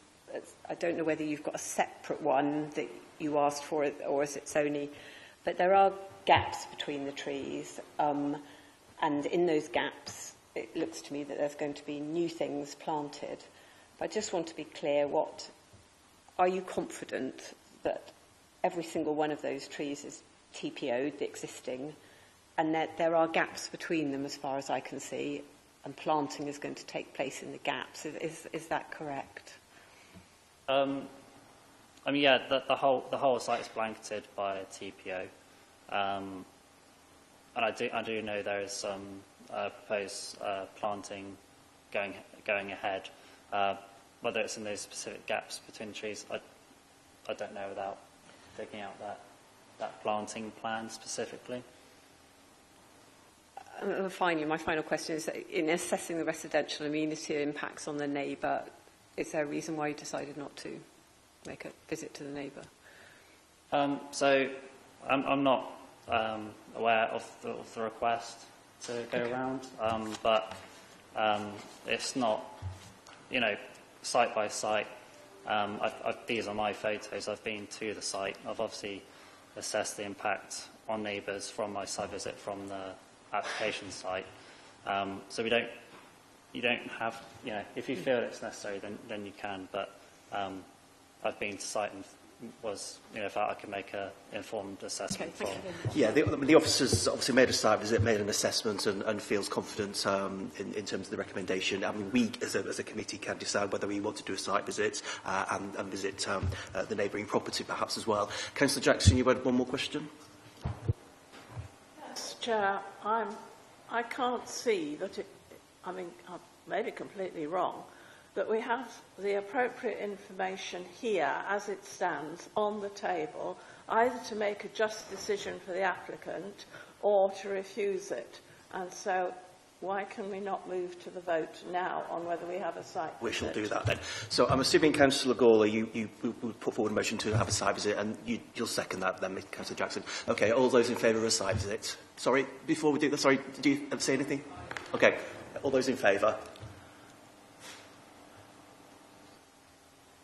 And Councillor Crossley, I'm assuming, I know you don't like doing site visits, so So we'll defer this application then for a site visit. Again, we'll confirm the date of that, and we will attempt to contact you and come and see it from your perspective as well as the applicants. Okay, thank you. Right, we'll move on.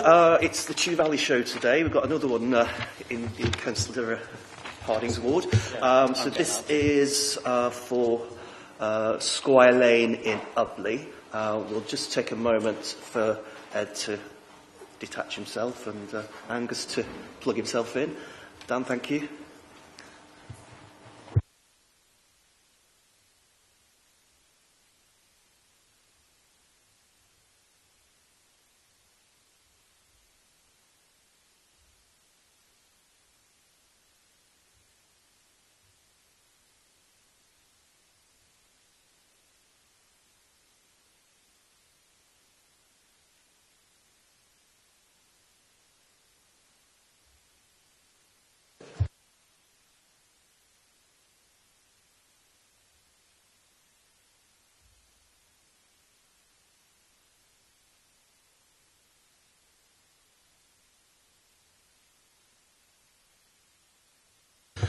Ready to go. Okay, so Angus, if you could present the application for us.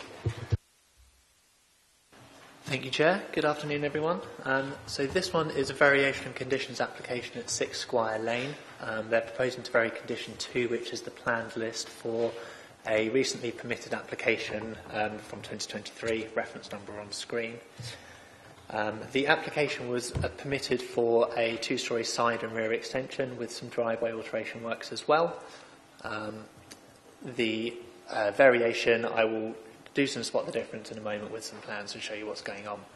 The site plan up on screen with an aerial image to accompany with a red line showing the application site boundary. It's a semi-detached property right on the edge of Ubley with some agricultural fields there to the south and the west. As permitted or as approved on the left is a site plan that shows the 2-storey side and the 2-storey rear extension, showing 3 driveway parking spaces on the modified driveway at the front. A new shed is also proposed out at the rear. The now proposed alterations are up on the right side of the screen. There are some modifications to reinstate part of the front boundary wall, which has been demolished on number 5 and 6's side, where there is an enforcement case related to that at the moment. So this is seeking to reinstate the part on number 6's side. The extension is also being widened, so it's increased half a metre in width, bringing it closer to the neighbour's boundary on this side. And there are also some modifications to the hard landscaping you can see at the back here.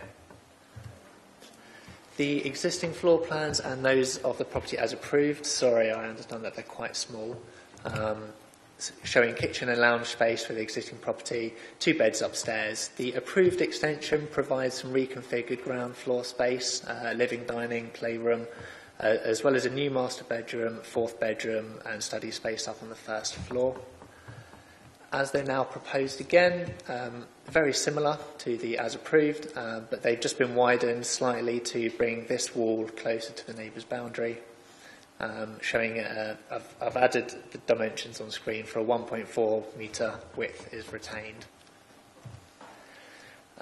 The elevations as existing are on the left side of the screen, showing the front of the property, semi-detached 2-storey hipped roof, the side profile and the rear.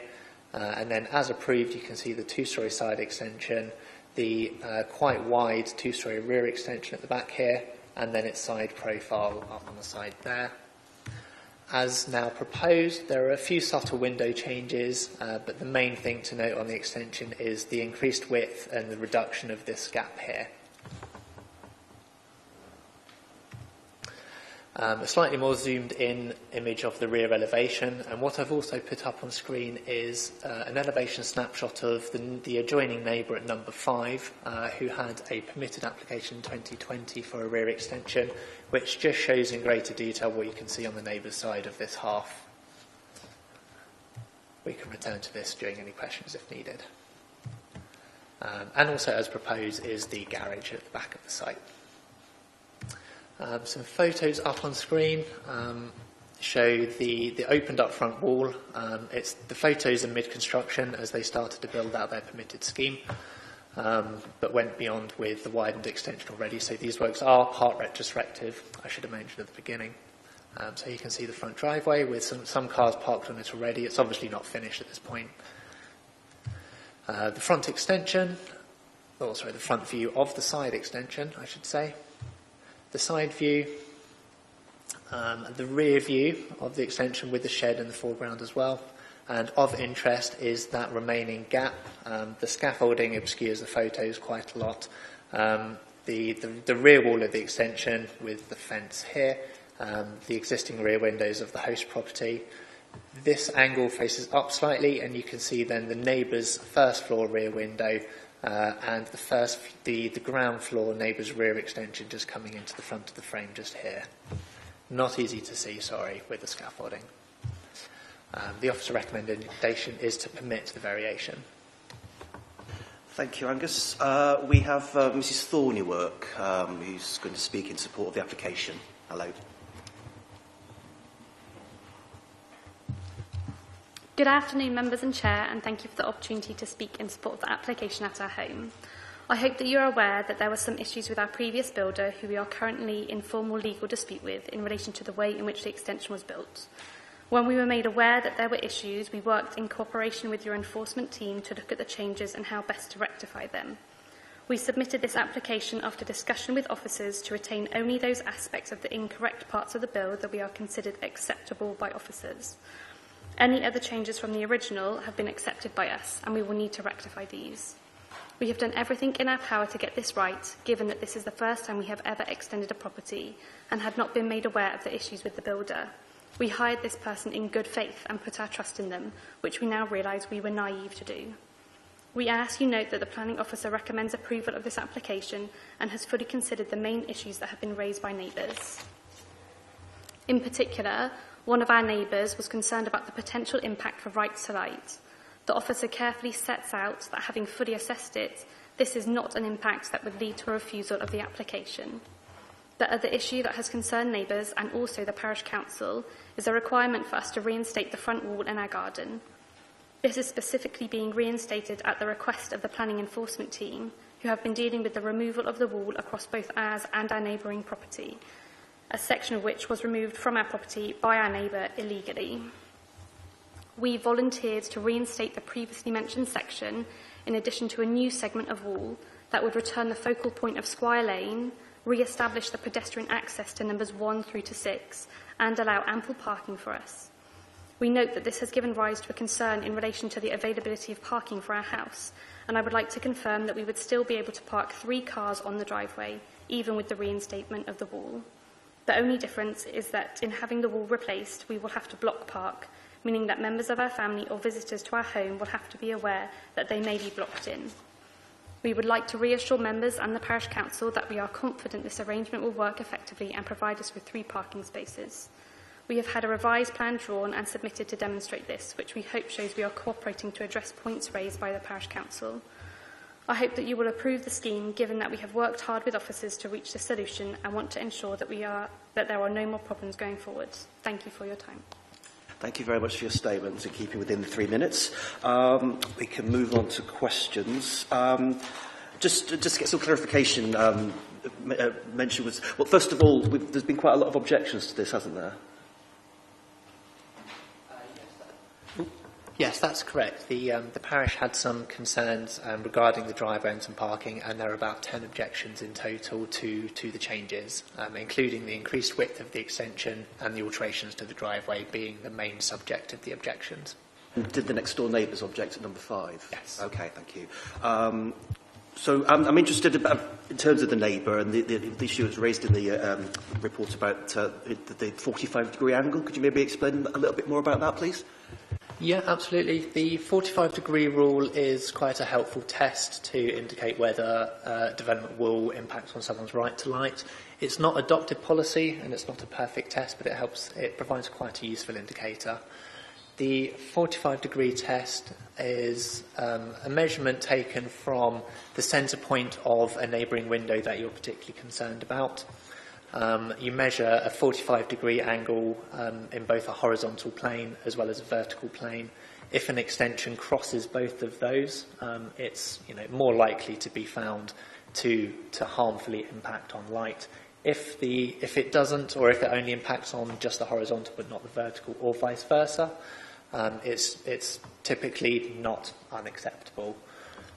There are other planning material considerations taken into account, being which way do the neighbours' windows face? Are they south-facing? Would this block off their only south-facing view, or would they usually have a nice south-facing or east-facing view unobstructed? In this instance, the measurements have been undertaken by myself with the previous planning drawings for the neighbours' extension as a helpful reference point, and the proposed changes to this scheme are not unacceptable. Thank you. Any questions from anybody in the committee? Councillor Hodge. I just want to be clear. I think the balcony, that the front long porch is no longer going ahead. So the only change is the 0.5 metres closer at the balcony. That's all that's left. Yeah, that's correct. There are some subtle changes to the windows, a couple of the casement windows. If I spot the difference a little bit back and forth between these drawings, you'll notice a couple of them have a slightly different design here and there, but the main change is that 0.5 metre extended width. There was, at the start of this application submission, there was a wider front porch proposed, but through negotiation with the applicant, this was omitted and has been returned back to its original state. Anybody else got a question? Councillor Hodge, you got a secondary one? The windows have changed. Are any of them on the elevator? I can see there's more glazing at the back and a bigger side window. Is that on the elevation that affects the neighbour?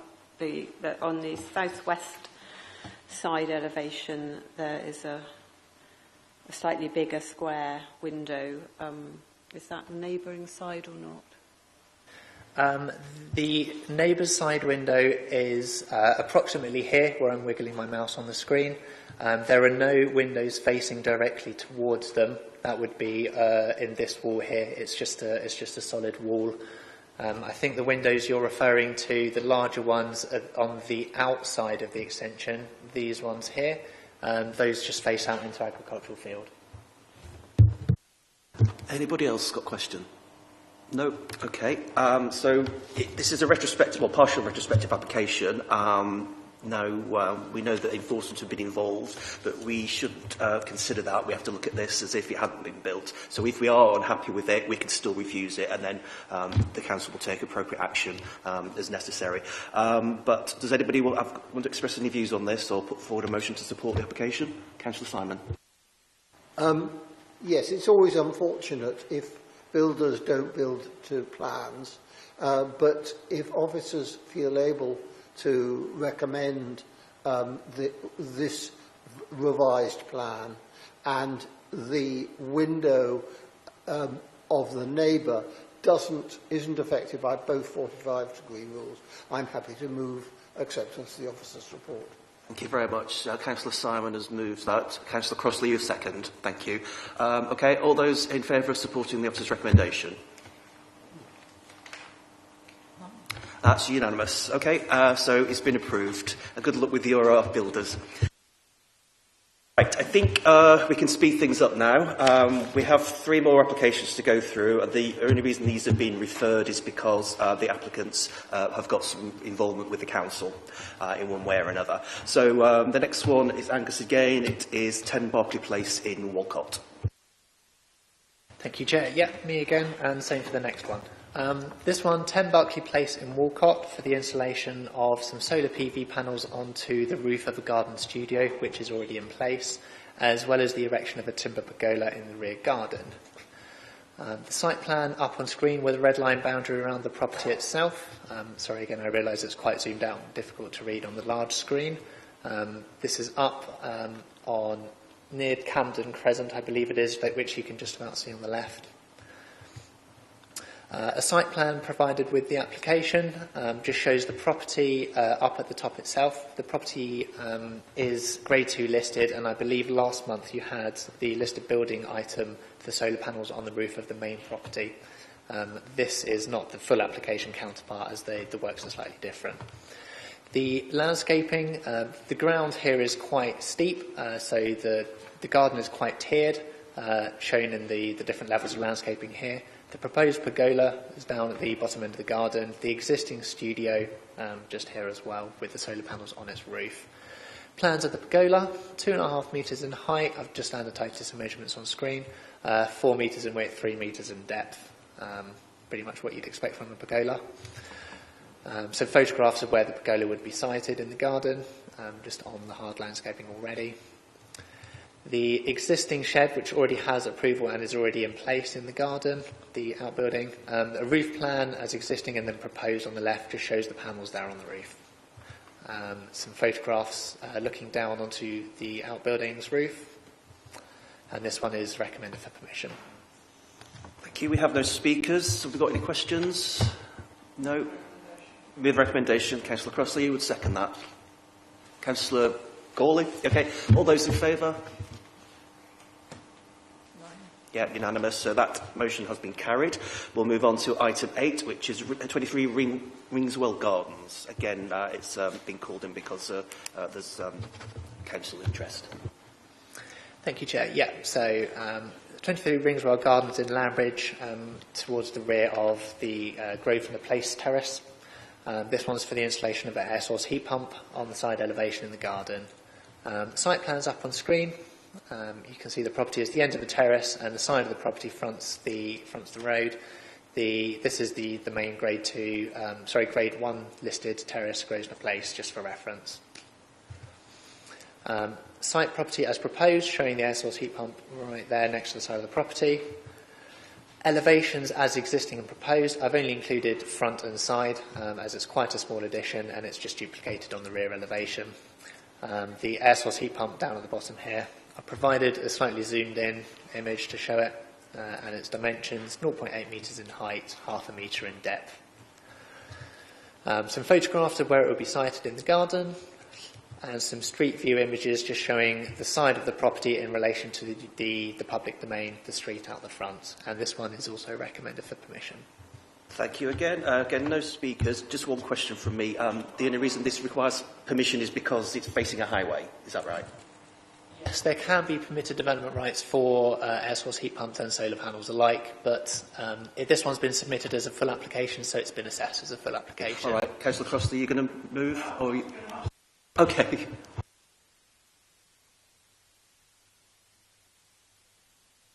We'll maybe have a chat with the officers, and go for a pre-app perhaps, and we'll see you back at committee. Okay, does anybody want to start the motion? Yes. Anyone to second? Councillor Collins. All those in favour of supporting the motion? Councillor Crossley, you put your hand up?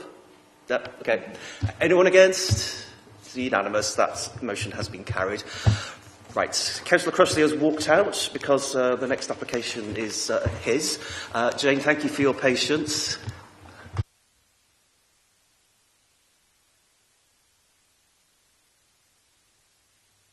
Mr. Jackson. Quite aggrieved. I don't know why you're not giving me the opportunity to propose site visits to these residences, because they've got delightful gardens, and we don't at the moment have the details of what the annual tour is going to be. So I propose, we just visit colleagues' gardens. We'll visit colleagues' gardens. Scones at each next time as a point of order.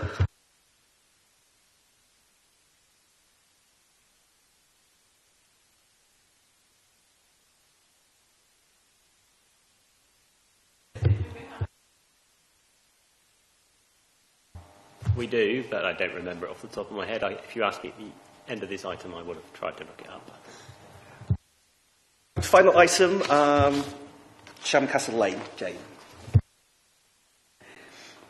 Thank you, Chair. Thank you for your patience.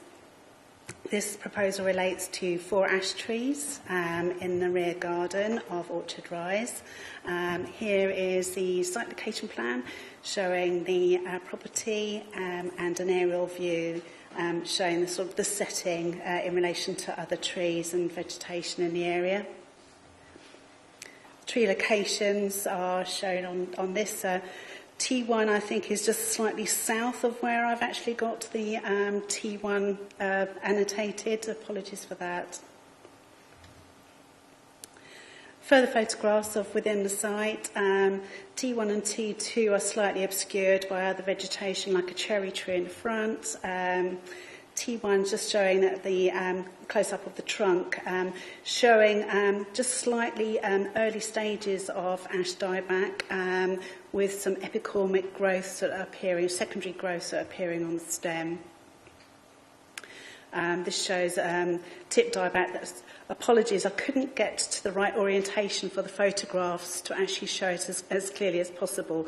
But if you look in this area, you can see that there is a little bit of dieback and there's more vertical secondary growth that have developed as a response to the fungus. T3 is the largest tree, and I've taken it through the canopy. T3 is also this one here, shown with my arrow, if you can see it. And then in the forefront is T4, which is a slightly more suppressed ash tree because of the size of T3 dominating. I took this photograph of T3 to show the proximity of the trunk to the neighbouring properties at St Mary's Close. T4 shows a little bit of dieback. It's quite hard to see, my apologies, but it is fairly minor in growth, as you'll have noticed in my officer's report. The purpose is for the tree to be, 4 trees to be felled to 1 metre high stumps, and it's likely to be done in 2 phases, so 2 trees on the eastern side first, and then before the 2-year deadline on their decision, it will be the other 2 trees on the west side. For this particular notice, I'm recommending no objection, no making of a tree preservation order, but with some advisory notes because the applicant would like to do some replanting and we've got some guidance on where to go and how to decide what to put in. Thank you, Chair. Thank you, Jane. I was going to ask that question, whether there was any a suggestion that there would be a further planting scheme once the trees were removed. Councillor Hodge, you've got a question? Yeah, I've just got a question on extent of canopy loss with dieback to recommend removal of the whole tree. Is there a recommended? Because that there would be an option to potentially crown reduce the trees, but because they're surrounded in an urban area, there are limitations as to what would be safe for an arborist to do in terms of the works. As the fungus progresses and the dieback progresses, they become more brittle and you're less able to anticipate how the branches will fail or drop. And because the property doesn't have access for an elevated platform to make it safe for anyone to work on, this is why I'm thinking do not try and persuade them to actually look at crown reductions first. Anybody else got a question? Councillor Simon, you're a ward member. Have you got anything to say, or do you want to put forward the motion? Yes, if the professional recommendation is that this is the only way forward for these trees, I'm happy to move the officer's recommendation. It is unfortunate about ash dieback, but yeah, that's the way it is, I think. Councillor McPhee, you're going to second that, so all those in favour of supporting the recommendation? 8, that's unanimous, so that's been carried as well. I don't know if Councillor Crossley wants to come back in just to take part in the final item. It's just really to note the appeals report. And I see that we've had Orchard Vale lodge as an appeal, and of course it's been reported that Somerset Council aren't going to be supporting us on that, so we're on our own, really. Is there going to be a public inquiry, or is that going to be a hearing? Do we know? It's currently listed as a 2-day hearing, I believe. But we're waiting to hear whether that will be downgraded to written representations or potentially just a 1-day hearing. I think 2 days is possibly excessive given the issues at hand, so we don't quite know. But it's not a public inquiry. No, okay. I mean, obviously, we'll have to discuss how that hearing goes, because obviously we're only defending the access and the two dwellings. We're not having anything to do with the housing proposed in Somerset that's already been approved, are we? Well, I won't go into all the detail because it's quite complicated being a cross-boundary application. We are considering the impacts of the whole development, but obviously we could only grant consent for the bits that are in our land. So we're saying that the whole development is contrary to our spatial strategy. That's what the committee decision was. Anybody else want to make any comments? Councillor Jackson.